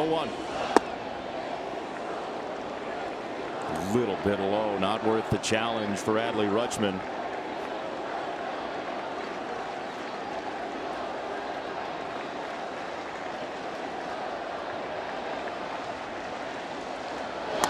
The Boston Red Sox in the last 5 weeks have overcome 3 3-run deficits to win. The only times they've done it all year have come in the last 5 weeks. And here we go again. Check swing. Did he? Yes, he did. According to first base umpire Sean Barber. Oh. I'm not sure about that one. That might be a little feeling the energy of Fenway. Chapman can't hear it so loud. That energy you speak of, Hunter Pence. Can't hear his calm, so they're going to have a little discussion. You know, Jason, you're talking about 3-run comebacks. To your point, before that, they were 0 for 29 when down 3. It's been remarkable, the turnaround. There's the check swing. It's really close. I think that challenge may be coming too in the game. They've used it in the fall league. Be able to review and challenge check swings and maybe finally actually define what a check swing is. That would help. 2-2. Chapman to Cox. Aroldis Chapman gets a swing and a miss, strike 3. And the Red Sox sweep the Giants. 1-run ball games the last 2 days. 5-4 your final on this Sunday, and Chapman has saved number 396. The Red Sox have totally flipped it here at Fenway Park. Well, and that's one of the reasons why we're talking about needing a playoff home game, right? The way they've been playing here at Fenway Park, they got some work to do with 32 games left, but they've really turned it around here, scoring runs, winning ball games, and another big sweep here for the Red Sox. Yeah, I mean, the Red Sox just showed that, the Giants jump up to a 3-0 lead, and they just have that confidence, that swagger, that relentlessness, the whole lineup up and down. Doesn't matter if they have 2 strikes or if they're down 3 runs. They just found a way to win. 2 runs down in the 9th last night. They come back and win, and they continue to stay hot.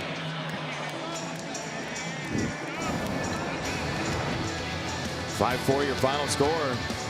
Red Sox 5-1 on the homestand, staying hot, as Hunter said. 5-4, and a big old hug for the